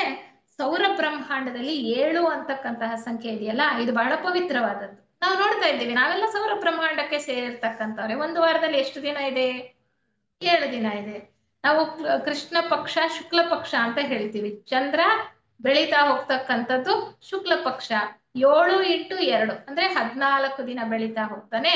ಕೃಷ್ಣ ಪಕ್ಷದಲ್ಲಿ ಕ್ಷೀಣಿಸ್ತಾ ಹೋಗ್ತಾನೆ. 7 × 2 ಅಲ್ಲೂ 7 ಅಂತಕ್ಕಂಥದ್ದು. 7 ಬಣ್ಣಗಳು, 7 ಬಣ್ಣಗಳಿದೆಯಾ ಕಾಮನ ಬಿಲ್ನಲ್ಲಿ ನಾವು ನೋಡ್ತಕ್ಕಂಥದ್ದು. ಹಾಗೆ ಎಲ್ಲವೂ ಕೂಡ 7 7 7 ಅಂತಕ್ಕಂಥದ್ದು ಬಹಳ ಸಾಮಾನ್ಯವಾಗಿ ಈ ಸೌರ ಬ್ರಹ್ಮಾಂಡದಲ್ಲಿ ಕಾಣಿಸ್ತಕ್ಕಂಥದ್ದು ಪವಿತ್ರವಾದಂತಹ ಸಂಖ್ಯೆ ಅಂತ ಹೇಳ್ತಾರೆ. ಸಪ್ತ ಸ್ವರಗಳು, ಸಪ್ತ ಬಣ್ಣಗಳು, ಮತ್ತೆ ಸಪ್ತ ತತ್ವಗಳು, ಮನುಷ್ಯನಲ್ಲಿ ಇರ್ತಕ್ಕಂಥದ್ದು 7 ತತ್ವಗಳು. ಅವುಗಳ ಬಗ್ಗೆ ನಾವು ವಿಚಾರ ಮಾಡೋಣ ಮತ್ತೊಮ್ಮೆ. ಇಲ್ಲಿ 7 ಇಲಾಖೆಗಳಿವೆ, 7 ಶಾಖೆಗಳಿವೆ. ಮಾನವ ಸ್ವಭಾವದ 7 ಶಾಖೆಗಳು ಅಂತ ಪುಸ್ತಕನೇ ಇದೆ. ಅಂದ್ರೆ ಮಾನವನ ಸ್ವಭಾವಕ್ಕೆ ಸಂಬಂಧಿಸಿದ ಹಾಗೆ 7 ಶಾಖೆಗಳಲ್ಲಿ ನಾವು ವಿಕಾಸವನ್ನ ಹೊಂದುತ್ತಾ ಇರ್ತೇವೆ. ಹಾಗೆ ಸಪ್ತ ಪ್ರಜಾಪತಿಗಳು. ನಮಗೆ ಇಲ್ಲಿ ಹೇಗಿದೆಯೋ ಗೌರ್ಮೆಂಟ್ ಹೊರಗಡೆ ಹೊರಗಿನ ಪ್ರಪಂಚದಲ್ಲಿ, ಅದೇ ರೀತಿ ಇನ್ನರ್ ಗೌರ್ಮೆಂಟ್ ಅಂತ ಇರೋದು, ಅಂತರಂಗ ಸರ್ಕಾರ. ಅಲ್ಲೂ ಕೂಡ ವ್ಯವಸ್ಥಿತವಾಗಿ ಅಧಿಕಾರ ವರ್ಗದಲ್ಲಿ ಒಂದು ವರ್ಗದಿಂದ ಕೆಳಗಿನ ವರ್ಗದಲ್ಲಿ ಆ ಒಂದು ಜವಾಬ್ದಾರಿಯನ್ನ ಹಂಚ್ಕೊಂಡು ಕರ್ತವ್ಯವನ್ನ ಹಂಚ್ಕೊಂಡು ಕೆಲಸ ನಡೀತಾ ಇರೋದು. ಹೊರಗಿನ ಪ್ರಪಂಚದಲ್ಲಿ ನಾವು ಬರೀ ಏನು ಭ್ರಷ್ಟತೆಯನ್ನು ನೋಡ್ತೇವೆ ನಮ್ಮ ಮನುಷ್ಯನ ಸ್ವಾರ್ಥತೆಯಿಂದ. ಆದ್ರೆ ಅಂತರಂಗ ಸರ್ಕಾರದಲ್ಲಿ ಹಾಗಲ್ಲ. ಪರಮಾತ್ಮನಿಂದ ನೇರವಾಗಿ ನಡೀತಾ ಇರ್ತಕ್ಕಂತಹ, ಆತನ ಅಧಿಪತ್ಯದಲ್ಲಿ ನಡೀತಾ ಇರ್ತಕ್ಕಂತಹ ಸರ್ಕಾರದಲ್ಲಿ ಪ್ರತಿಯೊಂದು ಕೂಡ ಬಹಳ ಕರಾರುವಕ್ಕಾಗಿ ವ್ಯವಸ್ಥಿತವಾಗಿ ನಡೀತಾ ಇರುವಂತದ್ದು. ಅದಕ್ಕೆ ಹೇಳ್ತಾರೆ ಸಪ್ತ ಪ್ರಜಾಪತಿಗಳು. ನಾನಾಗ್ಲೇ ಹೇಳಿದೆ 7 ಯೋಜನೆಗಳಿಗೆ 7 ಅಧಿಕಾರಿಗಳು, ಅಂದ್ರೆ ಅವರನ್ನ ಪ್ರಜಾಪತಿಗಳು ಅಂತ ಕರೀತಾರೆ. 7 ವಿಕಾಸ ಯೋಜನೆಗಳಿಗೆ ಅವ್ರ ಕೈ ಕೆಳಗಡೆ ಹೇಳ್ತಾರೆ ಆ 7 ಇಲಾಖೆಗಳಲ್ಲಿ 7 × 7 ಉಪ ವಿಭಾಗಗಳಿವೆ. ಒಂದೊಂದು ಉಪವಿಭಾಗ ಮತ್ತೆ 14 7ಗಳಾಗಿ ಒಡೆಯುತ್ತಂತೆ. ಅಂದ್ರೆ 7 7 ಅಂತಕ್ಕಂಥದ್ದು ಬಹಳ ಮುಖ್ಯವಾಗಿ ನಮಗೆ ಕಾಣಿಸ್ತಕ್ಕಂಥದ್ದು. ಪಾರ್ಸಿ ಮತದಲ್ಲಿ ಹೇಳ್ತಾರೆ, ಅವರು ಅಗ್ನಿ ದೇವತೆಗಳನ್ನ ಆರಾಧನೆ ಮಾಡ್ತಾರೆ. 7 ಜನ ಅಮೇಶಾ ಸ್ಪೆಂಟಾಸ್ ಅಂತ ಹೇಳ್ತಾರೆ, ಅವರು ದೇವತೆಗಳು. 7 ಜನ ದೇವತೆಗಳನ್ನ ಅವರು ಹೇಳ್ತಕ್ಕಂಥದ್ದು. ಕ್ರೈಸ್ತ ಮತದಲ್ಲಿ ಕೂಡ ಅವ್ರು ಹೇಳ್ತಾರೆ ಕ್ರಿಸ್ತ ದೇವರ ಸಿಂಹಾಸನದ ಮುಂದೆ 7 ಉನ್ನತ ಮಟ್ಟದ ದೇವತೆಗಳಿವೆ ಅಂತ ಹೇಳ್ತಾರೆ. ಅದೇ ರೀತಿ ನಮ್ಮ ಈ ವಿಕಾಸ ಯೋಜನೆಯನ್ನ ನೋಡ್ಕೊಳ್ತಕ್ಕಂತಹ ಸಪ್ತ ಪ್ರಜಾಪತಿಗಳು ನಮ್ಮ ಹಿಂದೂ ಧರ್ಮದಲ್ಲಿ ಹೇಳುವಂಥದ್ದು. ಹೀಗೆ ಈ ಯೋಜನೆಗಳಿವೆಯಲ್ಲ, ಆ ಸೌರ ಬ್ರಹ್ಮಾಂಡದಲ್ಲಿ ಆ ಸೂರ್ಯನ ಅಧಿಪತ್ಯದಲ್ಲಿ, ಸೂರ್ಯನೇ ಈಶ್ವರ, ಆತ ಕೇಂದ್ರದಲ್ಲಿದ್ದಾನೆ. ಆತನ ಸುತ್ತಲೂ ಕೂಡ 10 ಯೋಜನೆಗಳಿವೆ. ಅವು ಹೇಗಿವೆ ಅಂದ್ರೆ ಮಾಲೆಗಳ ಹಾಗೆ ಕಾಣಿಸುತ್ತಂತೆ. ನೋಡಿದ್ರೆ 7 ಹಾರಗಳ ಹಾಕೊಂಡ ಹಾಗೆ. ಅವು 7 + 3 10 ಹಾರಗಳು, 10 ಯೋಜನೆಗಳಿವೆ ಅಂತ. ಅದನ್ನೇನ್ ಹೇಳ್ತಾರೆ? ಗ್ರಹ ಮಾಲೆಗಳು ಅಂತ ಹೇಳ್ತಾರೆ. ಅಂದ್ರೆ ಸಂಸರಣೆಯ ಒಂದು ವಿಕಾಸ ಯೋಜನೆಯಲ್ಲಿ 7 ದೊಡ್ಡ ಸಂಸರಣಾ ಘಟ್ಟಗಳ ಮೂಲಕ ಹಾದು ಹೋಗುತ್ತೆ. ಸಂಸರಣೆ ಅಂತಕ್ಕಂಥದ್ದು 7 ಘಟ್ಟಗಳ ಮೂಲಕ ಹಾದು ಹೋಗುತ್ತೆ ಅಂತ ಹೇಳುವಂಥದ್ದು. ಈ ಘಟ್ಟಗಳನ್ನ ಗ್ರಹ ಮಾಲೆಗಳು ಅಂತ ನಾವು ಕರಿತೇವೆ. ಅದನ್ನ ನೋಡಿ, ನಾನು ಈ ಒಂದು ಬೋರ್ಡ್ ಅಲ್ಲಿ ಬರೀತಕ್ಕಂತಹ ಪ್ರಯತ್ನವನ್ನ ಮಾಡಿದ್ದೇನೆ. ನೀವು ನೋಡಬಹುದು ಇಲ್ಲಿ ಬೋರ್ಡ್ ಅಲ್ಲಿ ಏನಿದೆ ಅಂತ. ನಾನು ಹೇಳಿದೆ, ಸೌರ ಬ್ರಹ್ಮಾಂಡದಲ್ಲಿ 10 ವಿಕಾಸ ಯೋಜನೆಗಳಿದೆ. 3 ನೇರವಾಗಿ ಆ ಈಶ್ವರನ ಆಡಳಿತದಲ್ಲಿ ಇವೆ. ಇನ್ನ 7, 10ರಲ್ಲಿ 7 ಸಪ್ತ ಪ್ರಜಾಪತಿಗಳ ಕೆಳಗಡೆ ನಡೀತಾ ಇರುವಂತದ್ದು. ನಮ್ಮ ಭೂಮಿಯಲ್ಲಿ ಅಂದ್ರೆ ಭೂಮಿ ಸೇರಿದ ಹಾಗೆ ವಿಕಾಸ ಯೋಜನೆ ಏನಿದೆಯಲ್ಲ, ಅದನ್ನ ಭೂ ವಿಕಾಸ ಯೋಜನೆ ಅಂತ ಕರೀತಾರೆ. ಭೂಮಿ ಒಂದು ಗ್ರಹ ಅಷ್ಟೇ, ಆದ್ರೆ ಈ ವಿಕಾಸ ಯೋಜನೆಗೂ ಭೂಮಿಯ ಹೆಸರನ್ನೇ ಕೊಟ್ಟಿದ್ದಾರೆ. ಯಾಕೆ ಅಂದ್ರೆ ಭೂಮಿ ಅಂತಕ್ಕಂಥದ್ದು ಬಹಳ ಸೂಕ್ಷ್ಮವಾಗಿರ್ತಕ್ಕಂತಹ ಲೋಕದಲ್ಲಿ ಕೆಳಗಡೆ ಇದೆ ನೋಡಿ, ಡಿ ಅಂತ ಇದೆಯಲ್ಲ, ಇದು ಅಂದ್ರೆ ಇದು ಭೂ ವಿಕಾಸ ಯೋಜನೆ. ಇದನ್ನ ತಿಳ್ಕೊಳ್ಳೋ ಪ್ರಯತ್ನ ಮಾಡೋಣ. ನಾವೆಲ್ಲ ಇರೋದು ಈ ಒಂದು ವಿಕಾಸ ಯೋಜನೆಯಲ್ಲೇ. ನಾವೆಲ್ಲ ಮನುಷ್ಯರಾಗಿ ಭೂಮಿ ಮೇಲೆ ಇದ್ದೇವಲ್ಲ. ಪ್ರಸ್ತುತ ಎಲ್ಲಿದ್ದೇವೆ ಅಂದ್ರೆ ಇಲ್ಲಿದ್ದೇವೆ ನಾವು. ಇಲ್ಲಿದ್ದೇವೆ ಡಿ, ಈ ಗ್ರಹದಲ್ಲಿ. ನೋಡಿ 7 ಲೋಕಗಳಿದೆ ಅಲ್ವಾ ಸೌರ ಬ್ರಹ್ಮಾಂಡದಲ್ಲೂ ಕೂಡ. ಇಲ್ಲಿ 5 ಲೋಕಗಳನ್ನ ತೋರಿಸಿದೆ: ಸ್ಥೂಲ, ಕಾಮ, ಮನೋ, ಬುದ್ಧಿ ಮತ್ತೆ ಆತ್ಮ. ಅನುಪಾದಕ ಮತ್ತೆ ಆದಿಲೋಕ ಅಂದ್ರೆ ನಾವು ಹೇಳ್ತಕ್ಕಂಥದ್ದು ವೈಕುಂಠ ಮತ್ತೆ ಕೈಲಾಸ. ಅದು ಶಿವ ಮತ್ತೆ ವಿಷ್ಣುವಿಗೆ ಸೇರಿದ್ದು. ಈ 5 ಲೋಕಗಳಲ್ಲಿ ಸಂಸರಣೆ ನಡೀತಾ ಇರುವಂಥದ್ದು, ಜೀವ ವಿಕಾಸ ಕ್ರಿಯೆ ನಡೀತಾ ಇದೆ. ಈ ಭೂ ವಿಕಾಸ ಯೋಜನೆಯಲ್ಲಿ ಇದು ನೋಡಿ, ಇದು ಚಿಕ್ಕ ಚಿಕ್ಕ ಮಾಲೆ, ಒಂದೊಂದು ಮಾಲೆ ತರ ಕಾಣಿಸುತ್ತಲ್ವಾ, ಇದನ್ನ ಉಂಗುರ ಅಂತಾರೆ ಅಥವಾ ಇದೊಂದು ಹಾರ ಅಂತಾನೂ ಅಂತಾರೆ. ಒಂದು ವಿಕಾಸ ಯೋಜನೆಯಲ್ಲಿ ಈ ತರ ಮಾಲೆಗಳು 7 ಇರುತ್ತೆ. ಇಲ್ಲಿ ಜಾಗ ಇಲ್ಲ ಅಂತ ನಾನು 4 ಬರೆದಿದ್ದೇನೆ. ಮೇಲಿನ ಲೋಕಗಳಿಂದ ಕೆಳಗಡೆ ಲೋಕಕ್ಕೆ ಇಳಿದು ಬರ್ತಕ್ಕಂಥದ್ದು ಈ ಮಾಲೆಗಳು. ಅದನ್ನ ನಾನು ಮುಂದೆ ಎಕ್ಸ್ಪ್ಲೇನ್ ಮಾಡ್ತೇನೆ.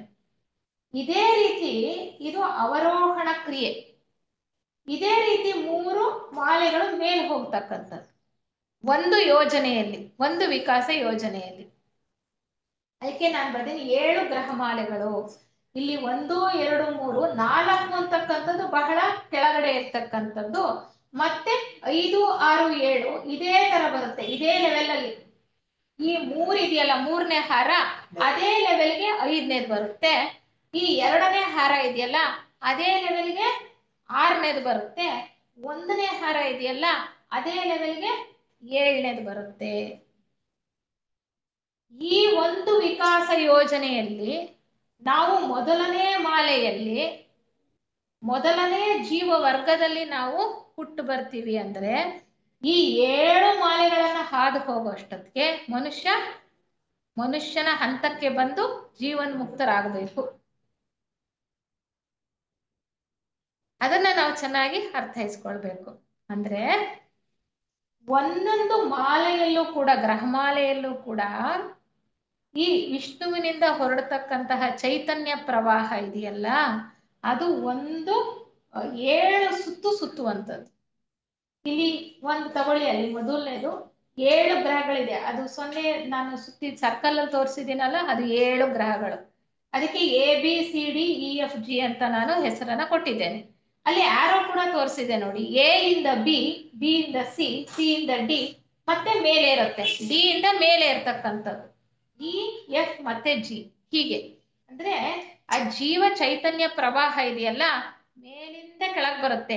ಎ ಇಂದ ಬಿ, ಬಿ ಇಂದ ಸಿ, ಸಿ ಇಂದ ಡಿ, ಅದು ಅತ್ಯಂತ ಕೆಳಗಡೆ. ಯಾಕೆಂದ್ರೆ ಈ ಮಾಲೆಗಳಲ್ಲೂ ನೋಡಿ 7 ಗ್ರಹಗಳಿರೋದು, 7 ಗೋಳ, 7. ಮತ್ತೆ ಈ ವಿಕಾಸ ಯೋಜನೆಯಲ್ಲಿ ಒಂದೊಂದು ವಿಕಾಸ ಯೋಜನೆಯಲ್ಲೂ ಕೂಡ 7 ಗ್ರಹ ಮಾಲೆಗಳಿವೆ. ಪ್ರತಿಯೊಂದು ವಿಕಾಸ ಯೋಜನೆಯಲ್ಲೂ ಸೌರ ಬ್ರಹ್ಮಾಂಡಕ್ಕೆ ಸೇರಿರುವ ಹಾಗೆ 7 ಗ್ರಹ ಮಾಲೆಗಳಿವೆ. ಒಂದೊಂದು ಗ್ರಹ ಮಾಲೆಯಲ್ಲೂ ಕೂಡ 7 ಗ್ರಹಗಳಿವೆ. 7 ಅಂತಕ್ಕಂಥದ್ದು ಬಹಳ ಪವಿತ್ರವಾದ ಸಂಖ್ಯೆ. ಎಲ್ಲೆಲ್ಲೂ ನಾವು 7ಅನ್ನೇ ನೋಡ್ತಕ್ಕಂಥದ್ದು ಈ ಸೌರ ಬ್ರಹ್ಮಾಂಡದಲ್ಲಿ. ಈ ಒಂದು ಭೂ ವಿಕಾಸ ಯೋಜನೆಯಲ್ಲಿ ಮೊದಲು ಬರ್ತಕ್ಕಂತಹ ಈ ಒಂದು ಜೀವ ಚೈತನ್ಯ ಪ್ರವಾಹ ಇದೆಯಲ್ಲ, ನಾವು ಅಲ್ಲಿ ಮೊದಲನೆಯ ಭೂತ ವರ್ಗದಲ್ಲಿ ಬಂದ್ವಿ ಅಂದ್ರೆ 2ನೆಯ ಮಾಲೆಯಲ್ಲಿ 2ನೆಯ ಭೂತ ವರ್ಗದಲ್ಲಿ ಸಂಸರಣೆಯನ್ನ ಹೊಂದುತ್ತೇವೆ. 3ನೆಯ ಮಾಲೆಯಲ್ಲಿ 3ನೆಯ ಭೂತ ವರ್ಗದಲ್ಲಿ ಸಂಸರಣೆ ಹೊಂದುತ್ತೇವೆ. 4ನೆಯ ಮಾಲೆಯಲ್ಲಿ ಖನಿಜವಾಗಿ ಸಂಸರಣೆಯನ್ನ ಹೊಂದುತ್ತೇವೆ. 5ನೆಯ ಮಾಲೆಯಲ್ಲಿ ಸಸ್ಯರಾದ್ರೆ 6ನೆಯ ಮಾಲೆಯಲ್ಲಿ ಪ್ರಾಣಿಗಳಾಗಿ ಸಂಸರಣೆ ಹೊಂದುತ್ತೇವೆ. 7ನೆಯ ಮಾಲೆಯಲ್ಲಿ ಮನುಷ್ಯರಾಗಿ ಜೀವನ್ಮುಕ್ತಿಯನ್ನು ಪಡ್ಕೊಳ್ತೇವೆ. ಅಂದ್ರೆ ಮನುಷ್ಯನ ಹಿಂದೆ ಎಷ್ಟು ವರ್ಗಗಳಿದೆ? 6 ವರ್ಗಗಳಿದೆ. 3 ಭೂತ ವರ್ಗಗಳು ಅಂದ್ರೆ ಮೊದಲನೇ ಭೂತ ವರ್ಗ, 2ನೇ ಭೂತ ವರ್ಗ, 3ನೇ ಭೂತ ವರ್ಗ. ನಂತರ ಬರ್ತಕ್ಕಂಥದ್ದು ಖನಿಜ, ಸಸ್ಯ, ಪ್ರಾಣಿ, ನಂತರ ಮನುಷ್ಯ. ಅಂದ್ರೆ 7 ವರ್ಗಗಳನ್ನ ನಾವು ನೋಡ್ತೀವಿ. ಮನುಷ್ಯನ ಹಂತದಿಂದ ಆತ ಸಂಸರಣೆಯಲ್ಲಿ ಪರಿಪೂರ್ಣನಾಗಿ ಮನುಷ್ಯಾತೀತನಾಗ್ತಕ್ಕಂಥದ್ದು, ಅಂದ್ರೆ ದೇವ ಮಾನವನ ಆಗ್ತಕ್ಕಂಥದ್ದು. ಒಂದೊಂದು ಮಾಲೆಯಲ್ಲೂ ಕೂಡ ಒಂದೊಂದು ವರ್ಗದಲ್ಲಿ ಸಂಸರಣೆಯನ್ನ ಹೊಂದುತ್ತೇವೆ ಅನ್ನುವಂತಹ ವಿಚಾರ.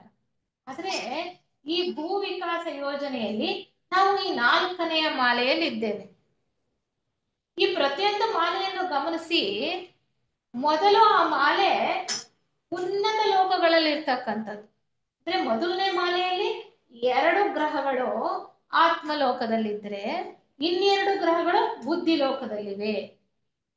ಈ 3ನೇದರಲ್ಲಿ ಮನೋಲೋಕದಲ್ಲಿ ಉನ್ನತ ಮನೋಲೋಕ, ಕೆಳ ಮನೋಲೋಕ 2 ಇದೆ ಅಲ್ವಾ? ಉನ್ನತ ಮನೋಲೋಕದಲ್ಲಿ 2 ಗ್ರಹಗಳಿವೆ, ಕೆಳ ಮನೋಲೋಕದಲ್ಲಿ 1 ಗ್ರಹ ಇದೆ, ಮಾಲೆಯ ರೂಪದಲ್ಲೇ ಇರ್ತಕ್ಕಂಥದ್ದು. ಅಲ್ಲಿ ಸಂಸರಣೆ ನಡೆದ ನಂತರ ಅಂದ್ರೆ ಜೀವ ಚೈತನ್ಯ ಪ್ರವಾಹ ಈ ಒಂದು ಮಾಲೆಯನ್ನ 7 ಸಾರಿ ಸುತ್ತುತ್ತೆ. ಒಂದೊಂದು ಸಾರಿ ಸುತ್ತೋದನ್ನು ಕೂಡ ಒಂದೊಂದು ಪ್ರದಕ್ಷಿಣೆ ಅಂತ ಹೇಳೋದು. ಅದಾದ್ಮೇಲೆ ಆ ಮಾಲೆ ಕಣ್ಮರಿ ಆಗತ್ತೆ. ಅಂದ್ರೆ ಆ ಮಾಲೆ ಲಯವಾಗ್ತಾ ಹೋಗುತ್ತೆ ಅಲ್ಲಿರ್ತಕ್ಕಂತಹ ಗ್ರಹಗಳು. ನಂತರ ಮತ್ತೊಂದು ಮಾಲೆ ಕಾಣಿಸುತ್ತೆ. ಈ ಮತ್ತೊಂದು ಮಾಲೆಯಲ್ಲಿ ಮತ್ತೆ 7 ಗ್ರಹಗಳು. ಆ 7 ಗ್ರಹಗಳಲ್ಲಿ ಎ ಇಂದ ಪ್ರಾರಂಭ ಆಗತ್ತೆ ಈ ಪ್ರದಕ್ಷಿಣೆ. ಎ ಇಂದ ಪ್ರಾರಂಭ ಆಗಿದ್ದು ಹೀಗೆ ಎ ಇಂದ B, C, D, E, F, G ಕೆಳಗೆ ಬಂದಿತ್ತು, ಮತ್ತೆ ಮೇಲೆ ಇರ್ತಾ ಹೋಗುತ್ತೆ. ಈ ತರ 7 ಸುತ್ತು ಸುತ್ತು. ಹಾ, ಹೌದು ಹೌದು ಹೌದು. ಒಂದೊಂದ್ಸರಿ ಒಂದೊಂದು ಮಾಲೆಯಲ್ಲೂ ಕೂಡ 7 ಗ್ರಹಗಳಿದೆ. ಮತ್ತೆ 7 ಸಾರಿ ಜೀವ ಚೈತನ್ಯ ಸುತ್ತುತ್ತೆ. ಹಾ, ಅಲ್ಲಿಗೆ ಒಂದು ಜೀವ ವರ್ಗದಲ್ಲಿ ನಾವು ಸಂಸರಣೆಯನ್ನ ಪರಿಪೂರ್ಣತೆಯನ್ನ ಪಡ್ಕೊಳ್ಬೇಕಾಗತ್ತೆ. ಒಂದು ವರ್ಗದಲ್ಲಿ ಮತ್ತೆ ಇನ್ನೊಂದು ವರ್ಗದಲ್ಲಿ ಇನ್ನೊಂದು ಗ್ರಹಮಾಲೆಯಲ್ಲಿ ಪಡ್ಕೊಳ್ತೇವೆ. ನಂತರ ಮತ್ತೆ ಮುಂದಿನ ವರ್ಗಕ್ಕೆ ಬರ್ತಾ ಇನ್ನೊಂದು ಗ್ರಹಮಾಲೆಗೆ ಹೋಗುತ್ತೇವೆ. ಇದು ಬಹಳ ಸರಳವಾಗಿ ನಾವು ತಿಳ್ಕೊಳ್ತಕ್ಕಂಥದ್ದು. ಇದರಲ್ಲಿ ಬಹಳ ಏನೋ ಸಂಕೀರ್ಣತೆ ಇದೆ. ಮುಂದೆ ನೋಡ್ತಾ ನೋಡ್ತಾ ಹೋದ್ರೆ ಹೇಗೆ ಅಂತ ಹೇಳ್ತೀನಿ ನಾನು. ಬಹಳ ಏನು ಉನ್ನತವಾದಂತಹ ವಿಚಾರ ಇದು. ಹಾಗೆ ಹೋಗ್ತಕ್ಕಂಥದ್ದು. ನಾನೀಗ ಹೇಳಿದೆ, ಒಂದು ವಿಕಾಸ ಯೋಜನೆಯಲ್ಲಿ ಉದಾಹರಣೆಗೆ ನಾವು ಮೊದಲನೇ ಭೂತ ವರ್ಗದಿಂದ ಪ್ರಾರಂಭ ಮಾಡಿದ್ದೇ ಆದರೆ 7 ವರ್ಗಗಳಿರೋದ್ರಿಂದ ಒಂದೊಂದು ಗ್ರಹಮಾಲೆಯಲ್ಲೂ ಒಂದೊಂದು ವರ್ಗದಲ್ಲಿ ಸಂಪೂರ್ಣ ಪರಿಪೂರ್ಣತೆಯನ್ನ ವಿಕಾಸವನ್ನ ಪಡ್ಕೊಳ್ತಾ 7ನೆಯ ಗ್ರಹಮಾಲೆಗೆ ಬರುವ ಹೊತ್ತಿಗೆ ಮಾನವರಾಗಿ ಪೂರ್ಣವಾಗಿ ವಿಕಾಸ ಹೊಂದುತ್ತಾ ಮಾನವಾತೀತರಾಗುತ್ತೇವೆ. ಆದ್ರೆ ಎಲ್ರೂ ಆಗ್ತೀವಾ? ಆಗಲ್ಲ.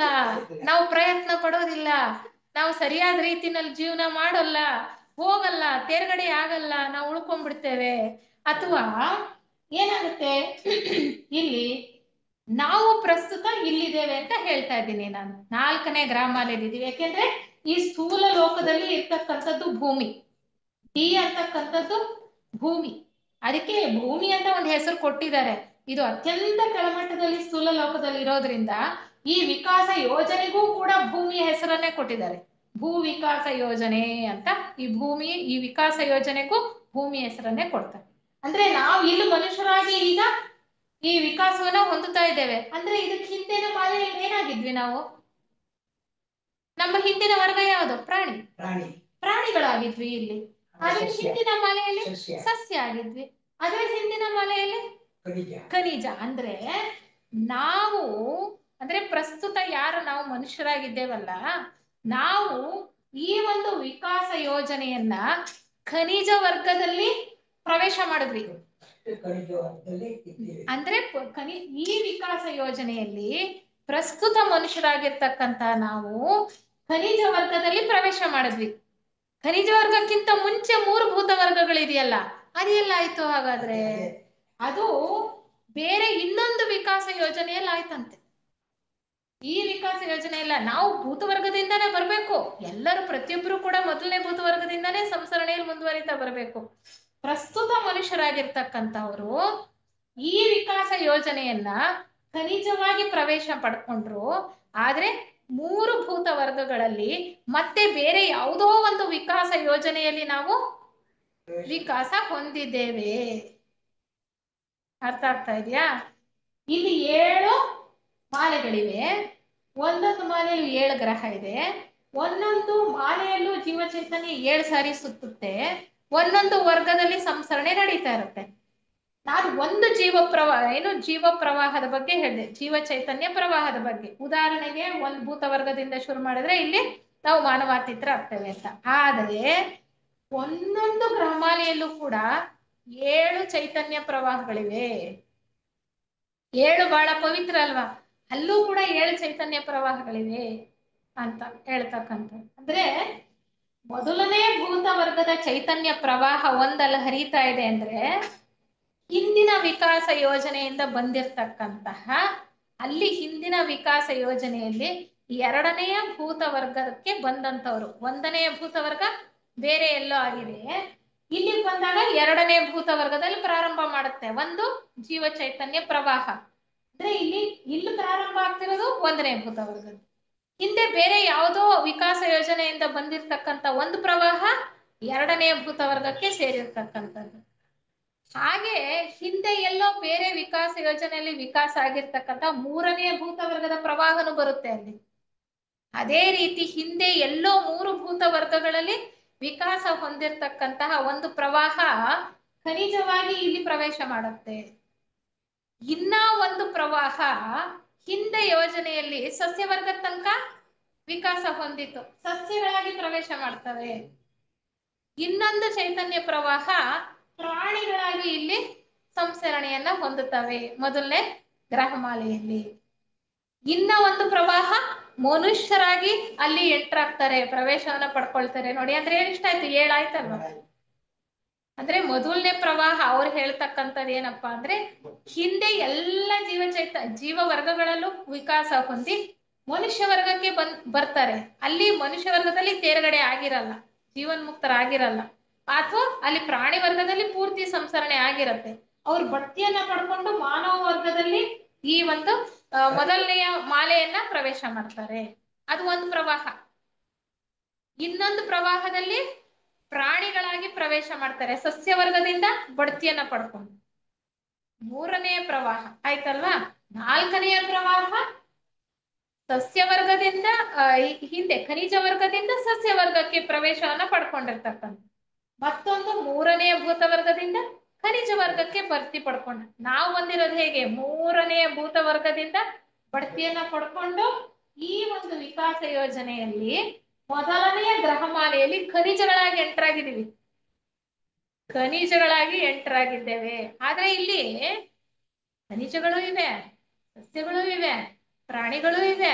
ನಮಗೆ ಕಾಣಿಸಲ್ಲ. ಭೂತ ವರ್ಗಗಳು ಕೂಡ ಅನೇಕ ಬೇರೆ ಬೇರೆ ಒಂದು ವಲಯದಲ್ಲಿ ಬೇರೆ ಬೇರೆ ಹಂತದಲ್ಲಿ ವಿಕಾಸವನ್ನ ಪಡ್ಕೊಳ್ತವೆ. ಅಂದ್ರೆ ಪ್ರತಿಯೊಂದು ಗ್ರಹಮಾಲೆಯಲ್ಲೂ ಕೂಡ ಯಾವಾಗಲೂ 7 ಸಂಸರಣ ಚೈತನ್ಯ ಪ್ರವಾಹಗಳು ಹರಿತಾ ಇರ್ತವೆ. 7 7 7 ಎಲ್ಲಿ ಹೋದ್ರು 7. ಆದ್ರೆ ಆ ಮಾನವ ವರ್ಗದಲ್ಲಿ ಇರ್ತಕ್ಕಂಥವ್ರು ಆ ಮೊದಲನೇ ಮಾಲೆಯಲ್ಲಿ 7 ಸಾರಿ ಸುತ್ತುತ್ತಲ್ಲ ಜೀವ ಚೈತನ್ಯ ಪ್ರವಾಹ, ಅಷ್ಟೊತ್ತಿಗೆ ಅವರು ಮಾನವಾತೀತರಾಗೋಗ್ತಾರೆ. ಅಂದ್ರೆ ಒಂದು ಪ್ರವಾಹ ಅಂತ್ಯವಾಗಿ ಹೋಗುತ್ತೆ. ನೆಕ್ಸ್ಟ್ ಇಲ್ಲಿ ಬರೋಷ್ಟಕ್ಕೆ ಎಷ್ಟು ಉಳ್ಕೊಳ್ಳುತ್ತೆ? 2ನೇ ಗ್ರಹ ಮಾಲೆಗೆ ಬರೋದಕ್ಕೆ 6 ಉಳ್ಕೊಳ್ಳುತ್ತೆ. ಮಾನವರಾಗಿದ್ದವರು ಮಾನವಾತೀತರಾಗೋಗ್ತಾರಲ್ಲ. ಮೊದಲನೇ ಗ್ರಹ ಮಾಲೆಯಲ್ಲಿ ಮಾನವರಾಗಿ ಎಂಟರಾಗಿದ್ದವರು ಮಾನವಾತೀತರಾಗಿ ಹೋಗ್ತಾರೆ. 2ನೇ ಮಾಲೆಗೆ ಇನ್ನು 6 ಪ್ರವಾಹಗಳು ಬರುತ್ತೆ. ಅದಕ್ಕೆ ಹೇಳ್ತಾರೆ ಇಲ್ಲಿ 2ನೆಯ ಗ್ರಹಮಾಲೆಯಲ್ಲಿ ಒಂದು ಹೊಸ ಪ್ರವಾಹ ಬರುತ್ತಂತೆ. ಆ ಜೀವ ಚೈತನ್ಯ ಪ್ರವಾಹ ಒಂದು ಹೊಸದು ಬರುತ್ತೆ. ಆ ಹೊಸದು ಬರೋದು ಮೊದಲನೇ ಭೂತ ವರ್ಗಕ್ಕೆ ಸೇರಿದ್ದು. ಆ ತರ ಪ್ರತಿಯೊಂದು ಮಾಲೆಯಲ್ಲೂ ಕೂಡ, ಅಂದ್ರೆ ಮೊದಲನೇದು ಬಿಟ್ಟು, ಅದಕ್ಕೆ ಹೇಳ್ಬಿಟ್ವಲ್ಲ ಆಗ್ಲೇ, ಮೊದಲನೇ ಭೂತ ವರ್ಗದಿಂದ ಶುರು ಆಗುತ್ತೆ ಅಂತ. 2ನೇ ಮಾಲೆಯಲ್ಲಿ ಮೊದಲನೇ ಭೂತ ವರ್ಗಕ್ಕೆ ಬರ್ತಕ್ಕಂತ ಒಂದು ಪ್ರವಾಹ, 3ನೇ ಮಾಲೆಯಲ್ಲಿ ಮೊದಲನೇ ಭೂತ ವರ್ಗಕ್ಕೆ ಬರ್ತಕ್ಕಂತ ಒಂದು ಪ್ರವಾಹ, 4ನೇದರಲ್ಲಿ ಮತ್ತೆ ಮೊದಲನೇ ಪ್ರವಾಹದಲ್ಲಿ ಮೊದಲನೇ ಭೂತ ವರ್ಗಕ್ಕೆ ಬರ್ತಕ್ಕಂತ ಒಂದು ಪ್ರವಾಹ. ಅದೇ ರೀತಿ 5, 6, 7ರಲ್ಲಿ, ಅಂದ್ರೆ ಈ 7ರ ಜೊತೆಗೆ ಮತ್ತೆ 7 ಪ್ರವಾಹಗಳು ಯಾವಾಗ್ಲೂ ಇರುತ್ತೆ ಎಲ್ಲಾದ್ರಲ್ಲೂ ಅಲ್ವಾ. ಆ 7 ಮೊದಲನೇ ಬಿಟ್ಟು ಇನ್ನು 6ರಲ್ಲಿ ಒಂದ್ ಪ್ರವಾಹ ಹೊಸದಾಗಿ ಶುರುವಾಗುತ್ತೆ. ಅಲ್ಲಿಗೆ 7 + 6 ಎಷ್ಟಾಯ್ತು? 13 ಚೈತನ್ಯ ಪ್ರವಾಹಗಳು ಇದಾವಂತೆ.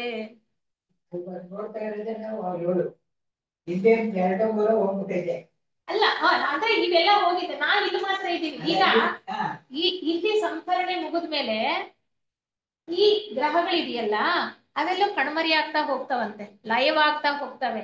ಅಲ್ಲಿ ಯಾವ ಮಟ್ಟದಲ್ಲಿದ್ರೋ ಜೀವ ಸಂಸ್ಕರಣೆ, ಅವರೆಲ್ಲ ಇಲ್ಲಿ ಬಡ್ತಿಗೆ ಬರ್ತಾರೆ. ಮುಂದಿನ ಗ್ರಹಮಾಲೆಗೆ ಬಡ್ತಿಯನ್ನ ಪಡ್ಕೊಂಡು ಬರ್ತಾರೆ. ಅಂದ್ರೆ ಇದು ನೋಡಿ, ಇಲ್ಲಿದ್ದಾಗ ನಾವು ಪ್ರಾಣಿಗಳಾಗಿದ್ವಿ, ಪ್ರಸ್ತುತ ಮನುಷ್ಯರಾಗಿದ್ದೇವೆ. ಅಂದ್ರೆ ಈ 4ನೇ ಗ್ರಹಮಾಲೆಯಲ್ಲಿ ನಾವು ಮನುಷ್ಯರಾಗಿದ್ದೇವೆ ಅಲ್ವಾ. ಹಿಂದಿನ ಗ್ರಹಮಾಲೆ 3ನೇ ಗ್ರಹಮಾಲೆ, ಅಲ್ಲಿ ನಾವು ಪ್ರಾಣಿಗಳಾಗಿ ಸಂಸ್ಕರಣೆಯನ್ನ ಹೊಂದಿದ್ವಿ. 2ನೇ ಗ್ರಹಮಾಲೆಯಲ್ಲಿ ನಾವು ಸಸ್ಯಗಳಾಗಿ ಸಂಸ್ಕರಣೆ ಹೊಂದಿದ್ವಿ, ಪರಿಪೂರ್ಣತೆಯನ್ನು ಪಡ್ಕೊಂಡ್ವಿ, ಸಸ್ಯ ವರ್ಗದಲ್ಲಿ ಪರಿಪೂರ್ಣತೆ. ಅದಕ್ಕೆ ಹಿಂದಿನ ಒಂದು ಮಾಲೆಯಲ್ಲಿ, ಅಂದ್ರೆ ಈ ವಿಕಾಸ ಯೋಜನೆಯ ಮೊದಲನೆಯ ಗ್ರಹಮಾಲೆಯಲ್ಲಿ ನಾವು ಖನಿಜವಾಗಿ ಖನಿಜ ವರ್ಗದಲ್ಲಿ ಪರಿಪೂರ್ಣತೆಯನ್ನ ಪಡ್ಕೊಂಡ್ವಿ. ಇನ್ನ 3 ಭೂತ ವರ್ಗಗಳನ್ನ ಬೇರೆ ಯಾವುದೋ ವಿಕಾಸ ಯೋಜನೆಯಲ್ಲಿ ನಾವು ಮುಗಿಸಿ ಇಲ್ಲಿ ಖನಿಜ ವರ್ಗದಲ್ಲಿ ಪ್ರವಾಹವಾಗಿ ಸೇರ್ಕೊಂಡ್ವಿ ಮೊದಲನೇ ಮಾಲೆಯಲ್ಲಿ. ಇದೇ ರೀತಿ ಕಾಂಟೆಂಪ್ರರಿ ಇದಕ್ಕೂ 6, 5, 6, 7 ಇಲ್ಲಿ ಹೇಗೆ ನೋಡಿ ಒಂದೊಂದು ಲೋಕದಿಂದ ಕೆಳಗಿಳಿತಾ ಇದ್ದಾವೆ ಗ್ರಹಗಳು. ಮೊದಲನೇ ಮಾಲೆಯಲ್ಲಿ 2 ಗ್ರಹಗಳು ಆತ್ಮಲೋಕದಲ್ಲಿದೆ, 2 ಬುದ್ಧಿ ಲೋಕದಲ್ಲಿದೆ, ಇನ್ನು 3 ಮನೋಲೋಕದಲ್ಲಿದೆ. 2ನೇ ಮಾಲೆಯಲ್ಲಿ 2 ಬುದ್ಧಿ ಲೋಕದಲ್ಲಿ, 4 ಮನೋಲೋಕದಲ್ಲಿ. ಯಾಕಂದ್ರೆ 2 ಉನ್ನತ ಮನೋಲೋಕದಲ್ಲಿ, ಇನ್ನೆರಡು ಕೆಳ ಮನೋಲೋಕದಲ್ಲಿ, 1 ಕಾಮಲೋಕದಲ್ಲಿ ಅಲ್ವಾ. 3ನೇ ಮಾಲೆಯಲ್ಲಿ 4 ಮನೋಲೋಕ, ಅಂದ್ರೆ ಮೇಲಿನ ಮನೋಲೋಕದಲ್ಲಿ 2 ಗ್ರಹಗಳಿವೆ, ಕೆಳ ಮನೋಲೋಕದಲ್ಲಿ 2 ಗ್ರಹಗಳಿವೆ, ಮತ್ತೆ ಇಲ್ಲಿ ಕಾಮಲೋಕದಲ್ಲಿ 2 ಗ್ರಹಗಳಿವೆ, ಒಂದು ಮಾತ್ರ ಸ್ಥೂಲ ಲೋಕದಲ್ಲಿ. ಇಲ್ಲಿ 2 ಮನೋಲೋಕದಲ್ಲಿದೆ, ಕೆಳ ಮನೋಲೋಕದಲ್ಲಿ ನಾವಿರ್ತಕ್ಕಂತಹ ಈ ಮಾಲೆಯಲ್ಲಿ 2 ಕಾಮಲೋಕದಲ್ಲಿದೆ, ಇನ್ನ 3 ಸ್ಥೂಲ ಲೋಕದಲ್ಲಿದೆ. ಇದೇ ಮಂಗಳ, ಇದು ಭೂಮಿ, ಇದು ಬುಧ. ಇದು 3 ಕಾಣುತ್ತೆ, ಯಾಕಂದ್ರೆ ಸ್ಥೂಲ ಲೋಕದಲ್ಲಿದೆ. ವಿಜ್ಞಾನಿಗಳ ಕೈಗೆ ಇದಿಷ್ಟೇ ಅಲ್ವಾ ಕಾಣಿಸ್ತಕ್ಕಂಥದ್ದು, ಸೂಕ್ಷ್ಮ ಲೋಕದಲ್ಲಿರೋದು ಕಾಣೋದಿಲ್ಲ. ಮೇಡಮ್, ನನ್ನೊಂದು ಪ್ರಶ್ನೆ ಮೇಡಮ್, ಜ್ಯೋತಿ ಮೇಡಮ್. ಈಗ ನಾವು ಇರೋದು 4ನೇ ಗ್ರಹ ಮಾಲೆಯಲ್ಲಲ್ವಾ? 4ನೇ ಗ್ರಹ ಮಾಲೆಯಲ್ಲಿ ಅಂದ್ರೆ ಅದಕ್ಕೆ ಇರೋ 3 ಲಯವಾಗಿ ಹೋಗಿವೆ. ಈಗಿಲ್ಲ ಅದು ನಮ್ಗೆ ಪಿಕ್ಚರ್ ಅಲ್ಲಿ. Why do we get confused ಅಂತಂದ್ರೆ, ಈಗ ನಾವು 7 ಒಟ್ಟಿಗೆ ತೋರಿಸೋದ್ರಿಂದ ನಮ್ಗೆ ಏನಾಗ್ತದೆ, 7 ಇದಾವೆ ಅಂತ ಅನ್ಸುತ್ತೆ. ಈಗ ಇರೋದು existing only the 4th one, 4ನೇ ಮಾತ್ರ ಇದೆ. ಮೊದಲನೇ 3 ಲೈವ್ ಆಗಿದೆ, 5, 6, 7 ಇನ್ನು ಬಂದಿಲ್ಲ. ಬರುತ್ತೆ, ಬಂದಿಲ್ಲ, ಖಂಡಿತ ಬಂದಿಲ್ಲ. ಅಂದ್ರೆ ನಮ್ಗೆ ಈಗ ನಾವು ತಿಳ್ಕೊಬೇಕಾಗಿರೋದು 4ರಲ್ಲಿ ಇದೀವಿ, ದಟ್ ಈಸ್ ಗೋಯಿಂಗ್ ಆನ್ ನಾವು. ಯಾಕೆಂದ್ರೆ ನಾವು ಪಿಕ್ಚರ್ ಅಲ್ಲಿ ನಾವು ನೋಡಿದಾಗ ಏನಾಗ್ತದೆ, 7ನ್ನು ತೋರಿಸ್ತೀರಾ, ಅವಾಗ ಏನಾಗ್ತದೆ 7 ನಡೀತಾ ಇದೆಯೇನೋ ಅಂತ ನೀವು ಎಕ್ಸ್ಪ್ಲೇನ್ ಮಾಡಕ್ ಹೇಳ್ತೀರಾ, ಒಂದೊಂದು ಲಯವಾಗುತ್ತೆ ಅಂತ. ನಮ್ಗೆ ಫಿಸಿಕಲ್ ಆಗಿ ಪಿಕ್ಚರ್ಸ್ ಹಾಗೆ ಇರ್ತವೆ, ಆಗ ಕನ್ಫ್ಯೂಸ್ ಆಗುತ್ತೆ. ಅಂದ್ರೆ ಈಗ ಇರೋದು you to erase all the 3, existing only 4. 4ನೇ ಗ್ರಹಮಾಲೆ ಮಾತ್ರ ನಡೀತಾ ಇದೆ, ಅದರಲ್ಲಿ ನಾವು ಅರ್ಧ ಬಂದಿದೀವಿ ಅಂತ ಏನ್ ಹೇಳ್ತೀರಲ್ವಾ ಹಾಗೆ ಹೌದು ಅಲ್ವಾ ಮೇಡಮ್? ಈಗ ಖಂಡಿತ ಖಂಡಿತ. ಒಂದು ಮಾಲೆ ಈಗ ನಡೀತಾ ಇದೆ, 4ನೇ ಗ್ರಹ ಮಾಲೆ. ಹೌದು ಹೌದು ಸರ್, ಹೌದು. ಯಾಕೆಂದ್ರೆ ಇದನ್ನ ಚಿತ್ರದಲ್ಲಿ ತೋರಿಸ್ಲಿಲ್ಲ ಅಂದ್ರೆ ನಾವು ಎಲ್ಲಿಂದ ಬಂದ್ವಿ, ಹೆಂಗ್ ಬಂದ್ವಿ ಅನ್ನೋದು ಗೊತ್ತಾಗೋದಿಲ್ಲ. ಅದಕ್ಕೋಸ್ಕರ ಇಲ್ಲಿ ತೋರ್ಸೋ ಪ್ರಯತ್ನ ಅಷ್ಟೇ. ಈಗ ಎಕ್ಸ್ಪ್ಲೈನ್ ಮಾಡ್ತಾ ಮಾಡ್ತಾ ಬೇಕಿದ್ರೆ ಒಂದೊಂದು ಮಾಲೆಯನ್ನ ಅಳಿಸ್ಕೊಳ್ತಾ ಹೋಗ್ಬೋದು ಅಲ್ವಾ. ಈ ಒಂದು ಮೊದಲನೇ ಗ್ರಹ ಮಾಲೆ ಬಗ್ಗೆ ತಿಳ್ಕೊಂಡ್ರೆ ಅದನ್ನ ಅಳಿಸ್ಕೋಬಹುದು. ಪ್ರಸ್ತುತ ಇರೋದು ನಾವು 4ನೇ ಗ್ರಹ ಮಾಲೆಯಲ್ಲಿ. ಇದ್ರ ಹಿಂದೆ ನಾವು ಈ 3ನೇ ಗ್ರಹ ಮಾಲೆಯಲ್ಲಿ ಇದ್ವಲ್ಲ, ಆಗ ಚಂದ್ರಲೋಕದಲ್ಲಿ ಪ್ರಾಣಿಗಳಾಗಿ ವಿಕಾಸ ಹೊಂದಿದ್ವಿ. ಚಂದ್ರಲೋಕ ಅದು ಈಗ ನಾವು ಚಂದ್ರಲೋಕ ಅಂತ ಹೇಳ್ತೀವಿ. ಆ ಚಂದ್ರ ಗ್ರಹ ಈ ಭೂಮಿಗೆ ಈಗ ಉಪಗ್ರಹ ಆಗಿದೆ ಅಲ್ವಾ. ಆದ್ರೆ 3ನೇ ಮಾಲೆಯಲ್ಲಿ ಸಂಸರಣೆ ನಡೀತಾ ಇದ್ದಾಗ ಈಗ ಭೂಮಿ ಯಾವ ತರ ಇದೆಯೋ ಚಂದ್ರಗ್ರಹನು ಅದೇ ತರ ಇತ್ತು. ಅದು ನೋಡಿ ಇಲ್ಲಿ ತೋರಿಸ್ತಾ ಇದೀವಿ, ಸ್ಥೂಲ ಲೋಕದಲ್ಲಿದೆ. ಚಂದ್ರಗ್ರಹ ಸ್ಥೂಲ ಲೋಕದಲ್ಲಿದೆ, ಹೌದಾ. ಅಲ್ಲಿ ಆ ಚಂದ್ರಗ್ರಹ ಲಯವಾಗ್ತಾ ಇದೆ. ತಕ್ಷಣ ಪೂರ್ತಿ ಎಲ್ಲ ಮಾಯ ಆಗಲ್ಲ, ಅದು ನಿಧಾನವಾಗಿ ಲಯ ಆಗ್ತಾ ಇರುತ್ತೆ. ನೋಡಿ ನಾವಾಗ್ಲೇ ಇಲ್ಲಿ 7 ಪ್ರದಕ್ಷಿಣೆ ಅಂತ ಹೇಳಿದ್ವಿ. ಇಲ್ಲಿ ಈ ಮಾಲೆ 7 ಪ್ರದಕ್ಷಿಣೆಯಲ್ಲಿ 4ನೇ ಪ್ರದಕ್ಷಿಣೆಯಲ್ಲಿ ಇದೀವಾಗ್ಲೇ ನಾವು 4ನೇ ಪ್ರದಕ್ಷಿಣೆಯಲ್ಲಿ ಈ ಭೂಮಿ ಮೇಲೆ ಇದೀವಿ, ಸಂಸರಣೆಯನ್ನ ಹೊಂದುತ್ತಾ ಇದೀವಿ, ಮನುಷ್ಯರಾಗಿದ್ದೇವೆ. ಅದರಲ್ಲೂ ಕೂಡ ಒಂದೊಂದು ಗ್ರಹದಲ್ಲಿ 7 ಮಹಾಂಶಗಳು 7 ಉಪವಂಶಗಳು ಬರುತ್ತೆ. ಒಂದೊಂದು ಮಹಾವಂಶದಲ್ಲೂ 7 ಉಪವಂಶ ಬರುತ್ತೆ. ಅದರಲ್ಲಿ ನಾವೀಗಾಗ್ಲೇ 5ನೇ ಮಹಾವಂಶದ 5ನೇ ಉಪವಂಶದಲ್ಲಿ ಇದ್ದೇವೆ. 7 ಉಪವಂಶಗಳು 7 ಮಹಾವಂಶಗಳಾಗುವ ಹೊತ್ತಿಗೆ ನಾವು ಈ ಗ್ರಹದಲ್ಲಿ ಮಾನವಾತೀತರಾಗಬೇಕು. ಇಲ್ಲ ಅಂದ್ರೆ ಏನಾಗ್ತೀವಿ, ಎಲ್ಲಿಗೆ ಹೋಗ್ತೀವಿ ಅನ್ನೋದು ನಮ್ಗೆ ಕುತೂಹಲಕರವಾಗಿರ್ತಕ್ಕಂಥ ವಿಚಾರ. ಅದನ್ನ ಮುಂದೆ ನಮ್ಗೆ ಹೇಳ್ತಾ ಹೋಗ್ತಾರೆ ಅವರು. ಒಂದೊಂದು ಗ್ರಹಮಾಲೆಯನ್ನು ಕೂಡ ಒಂದೊಂದು ಅಧ್ಯಾಯದಲ್ಲಿ ಹೇಳ್ತಾ ಹೋಗ್ತಾರೆ. ಒಂದೊಂದು ಗ್ರಹಮಾಲೆಯ ವಿಚಾರನೆ ಒಂದೊಂದು ಅಧ್ಯಾಯ ನಮಗೆ ಸ್ಪಷ್ಟವಾಗಿ ಹೇಳ್ತಾ ಹೋಗ್ತಾರೆ. ಪ್ರಸ್ತುತ ನಾವು ಇಷ್ಟು ತಿಳ್ಕೊಳ್ಳೋ ಪ್ರಯತ್ನ ಮಾಡೋಣ. ಸರಳವಾಗಿ ಕೆಲವು ವಾಕ್ಯಗಳಲ್ಲಿ ಹೇಳೋ ಪ್ರಯತ್ನ ಮಾಡ್ತೇನೆ. ಭೂಮಿ ಸೂರ್ಯನ ಸುತ್ತ ಸುತ್ತಾ ಇರ್ತಕ್ಕಂತಹ ಒಂದು ಗ್ರಹ.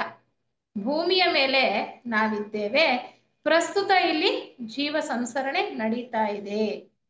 ಈ ಭೂಮಿ ಒಂದು ಗ್ರಹವಷ್ಟೇ ಸೂರ್ಯನ ಈ ಒಂದು ಯೋಜನೆಯಲ್ಲಿ. ಈ ಯೋಜನೆಗೂ ಕೂಡ ಭೂ ವಿಕಾಸ ಯೋಜನೆ ಅಂತ ಇಟ್ಟಿದ್ದಾರೆ. ಭೂಮಿ ಒಂದೇ ಇಲ್ಲ ಸೂರ್ಯನ ಸುತ್ತ.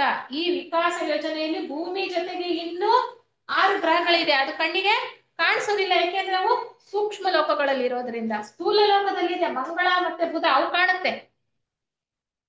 ಚಂದ್ರ ಸ್ಥೂಲ ಲೋಕದಲ್ಲಿ ಇದ್ದಾನೆ, ಲಯವಾಗ್ತಾ ಇದ್ದಾನೆ. ಬೇರೆ ಯಾವ ಗ್ರಹಗಳು ನಮ್ಗೆ ಕಾಣಲ್ಲ. ಲಯವಾಗ್ತಾ ಇರ್ಬೋದು ಅಥವಾ ಆಗೋಗಿರ್ಬೋದು, ನಮ್ಗದು ಯಾವುದು ಕಾಣಲ್ಲ. ಇದು ಉಪಗ್ರಹವಾಗಿ ಭೂಮಿಗೆ ಈಗ ಕೆಲಸ ಮಾಡ್ತಾ ಇದೆ ಅಲ್ವಾ. ಪ್ರಸ್ತುತ ಈ ಒಂದು 4ನೇ ಮಾಲೆಯಲ್ಲಿದ್ದೇವೆ ನಾವು. ಮನುಷ್ಯರಾಗಿ ವಿಕಾಸ ಹೊಂದುತ್ತಾ ಇದ್ದೇವೆ. ಈ ಒಂದು ವಿಕಾಸ ಯೋಜನೆಯನ್ನ ಮೊದಲನೇ ಗ್ರಹಮಾಲೆಯಲ್ಲಿ ನಾವು ಖನಿಜ ವರ್ಗದಲ್ಲಿ ಪ್ರವೇಶ ಮಾಡಿದ್ದೇವೆ. ಮೊದಲನೇ ಗ್ರಹಮಾಲೆಯಲ್ಲಿ ಖನಿಜ ವರ್ಗದಲ್ಲಿ ಪೂರ್ಣವಾಗಿ ಸಂಸರಣೆಯನ್ನ ಮುಗಿಸಿದ್ದೇವೆ. 2ನೇ ಗ್ರಹಮಾಲೆಯಲ್ಲಿ ಸಸ್ಯಗಳಲ್ಲಿ ಪೂರ್ಣವಾಗಿ ಸಂಸರಣೆಯನ್ನ ಮುಗಿಸ್ಕೊಂಡಿದ್ದೇವೆ. 3ನೇ ಗ್ರಹಮಾಲೆಯಲ್ಲಿ ಪ್ರಾಣಿಗಳಾಗಿ ಸಂಸರಣೆಯನ್ನ ಪೂರ್ಣವಾಗಿ ಮುಗಿಸ್ಕೊಂಡಿದ್ದೇವೆ. 4ನೇ ಗ್ರಹಮಾಲೆಯಲ್ಲಿ ನಾವೀಗ ಮನುಷ್ಯರಾಗಿ ಸಂಸರಣೆಯನ್ನ ಹೊಂದುತ್ತಾ ಇದ್ದೇವೆ. ಹಿಂದೆ ಅನೇಕ ವರ್ಗಗಳನ್ನ ದಾಟಿ ಮನುಷ್ಯ ವರ್ಗಕ್ಕೆ ಬಂದಿದ್ದೇವೆ. ಇಲ್ಲಿ ಸಂಸರಣೆ ನಡೀತಾ ಇದೆ. ಮನುಷ್ಯರಿಂದ ಮುಂದೆ ಹೋಗ್ಬೇಕಾಗಿರ್ತಕ್ಕಂಥದ್ದು ಯಾವ ಸ್ಥಿತಿ? ಮನುಷ್ಯಾತೀತ ಸ್ಥಿತಿ. ಅಂದ್ರೆ ಜೀವನ್ಮುಕ್ತರಾಗಿ ಹೋಗ್ತೇವೆ, ದೇವಮಾನವರಾಗಿ ಹೋಗುತ್ತೇವೆ. ಇಲ್ಲಿ ಇನ್ನ 3 ಬರುತ್ತದೆ. ಇಲ್ಲಿ ನಾವು ಜೀವನ್ಮುಕ್ತರಾಗ್ಲಿಲ್ಲ ಅಂದ್ರೆ ಇಲ್ಲಿಂದ ಇನ್ನೊಂದು ಗ್ರಹಮಾಲೆಗೆ ಹೋಗ್ಬೇಕು. ಅಲ್ಲೂ ಆಗ್ಲಿಲ್ಲ ಇನ್ನೊಂದು ಗ್ರಹಮಾಲೆಗೆ, ಅಲ್ಲೂ ಆಗ್ಲಿಲ್ಲ ಇನ್ನೊಂದು ಗ್ರಹ, ಅಲ್ಲೂ ಆಗ್ಲಿಲ್ವಾ, ನಾವಷ್ಟು ಸೋಮಾರಿಗಳು ಪ್ರಯತ್ನನೇ ಪಡ್ಲಿಲ್ವಾ, ಇದೇ ಪುನರಪಿ ಜನನಂ ಪುನರಪಿ ಮರಣ, ಇನ್ನೊಂದು ವಿಕಾಸ ಯೋಜನೆಗೆ ಹೋಗ್ತೀವಿ. ಅಂತ ಕಷ್ಟ ಪರಿಸ್ಥಿತಿ ನಾವು ತಂದುಕೊಳ್ಬಾರ್ದು. ಅದನ್ನ ಬಹಳ ಚೆನ್ನಾಗಿ ಎಕ್ಸ್ಪ್ಲೈನ್ ಮಾಡ್ತಾರೆ ಮುಂದೆ ಒಂದೊಂದು ಅಧ್ಯಾಯದಲ್ಲೂ ಕೂಡ ಲೇಖಕರು. ಅದನ್ನ ತಿಳ್ಕೊಳ್ತಾ ಹೋಗೋಣ. ಇದೆಲ್ಲ ವಿಚಾರಗಳು ಹೇಗೆ ಅಂದ್ರೆ ಸ್ವಲ್ಪ ಕಷ್ಟ ಅರ್ಥ ಮಾಡ್ಕೊಳ್ಳೋದು, ನಿಧಾನವಾಗಿ ಅರ್ಥ ಮಾಡ್ಕೊಳ್ಬೇಕು. ಯಾಕೆ ಬೇಕು ನಮ್ಗಿದೆಲ್ಲ ಅಂದ್ರೆ, ನಾವು ಯಾರು, ನಾವು ಎಲ್ಲಿಂದ ಬಂದಿದ್ದೇವೆ, ನಾವು ಹೇಗಿದ್ದೇವೆ, ಯಾಕಿದ್ದೇವೆ, ಯಾಕೆ ಹೀಗಿದ್ದೇವೆ, ಮುಂದೆ ನಾವು ಏನಾಗ್ಬೇಕಾಗಿದೆ, ದಾರಿ ಯಾವುದು, ಹೇಗೆ ಹೋಗುತ್ತೇವೆ ಅನ್ನೋದು ನಮ್ಗೆ ಪರಿಚಯ ಇರಬೇಕು. ಅದು ನಮ್ಮ ಮಾರ್ಗದ ಪರಿಚಯ ಇದ್ರೆ ನಾವು ಸರಿಯಾದ ರೀತಿಯಲ್ಲಿ ಪ್ರಯತ್ನ ಮಾಡಿ ಮುಂದೆ ಹೋಗೋದಕ್ಕೆ ಸಾಧ್ಯ ಅನ್ನುವಂತ ವಿಚಾರವನ್ನ ಬೆಸೆಂಟ್ರು ಮತ್ತೆ ಲೆಡ್ಬಿಟ್ರು ಅವ್ರ ಯೋಗ ದೃಷ್ಟಿಯಲ್ಲಿ ಕಂಡುಕೊಂಡು ಅನೇಕ ವಿಚಾರಗಳನ್ನ ಹೇಳಿದ್ದಾರೆ. ಸ್ವಲ್ಪ ಸಮಯ ಜಾಸ್ತಿ ಆಯ್ತು, ಈ ವಿಚಾರ ಹಾಗೆ ಇರೋದು. ಎಲ್ರಿಗೂ ಕೂಡ ಧನ್ಯವಾದಗಳು.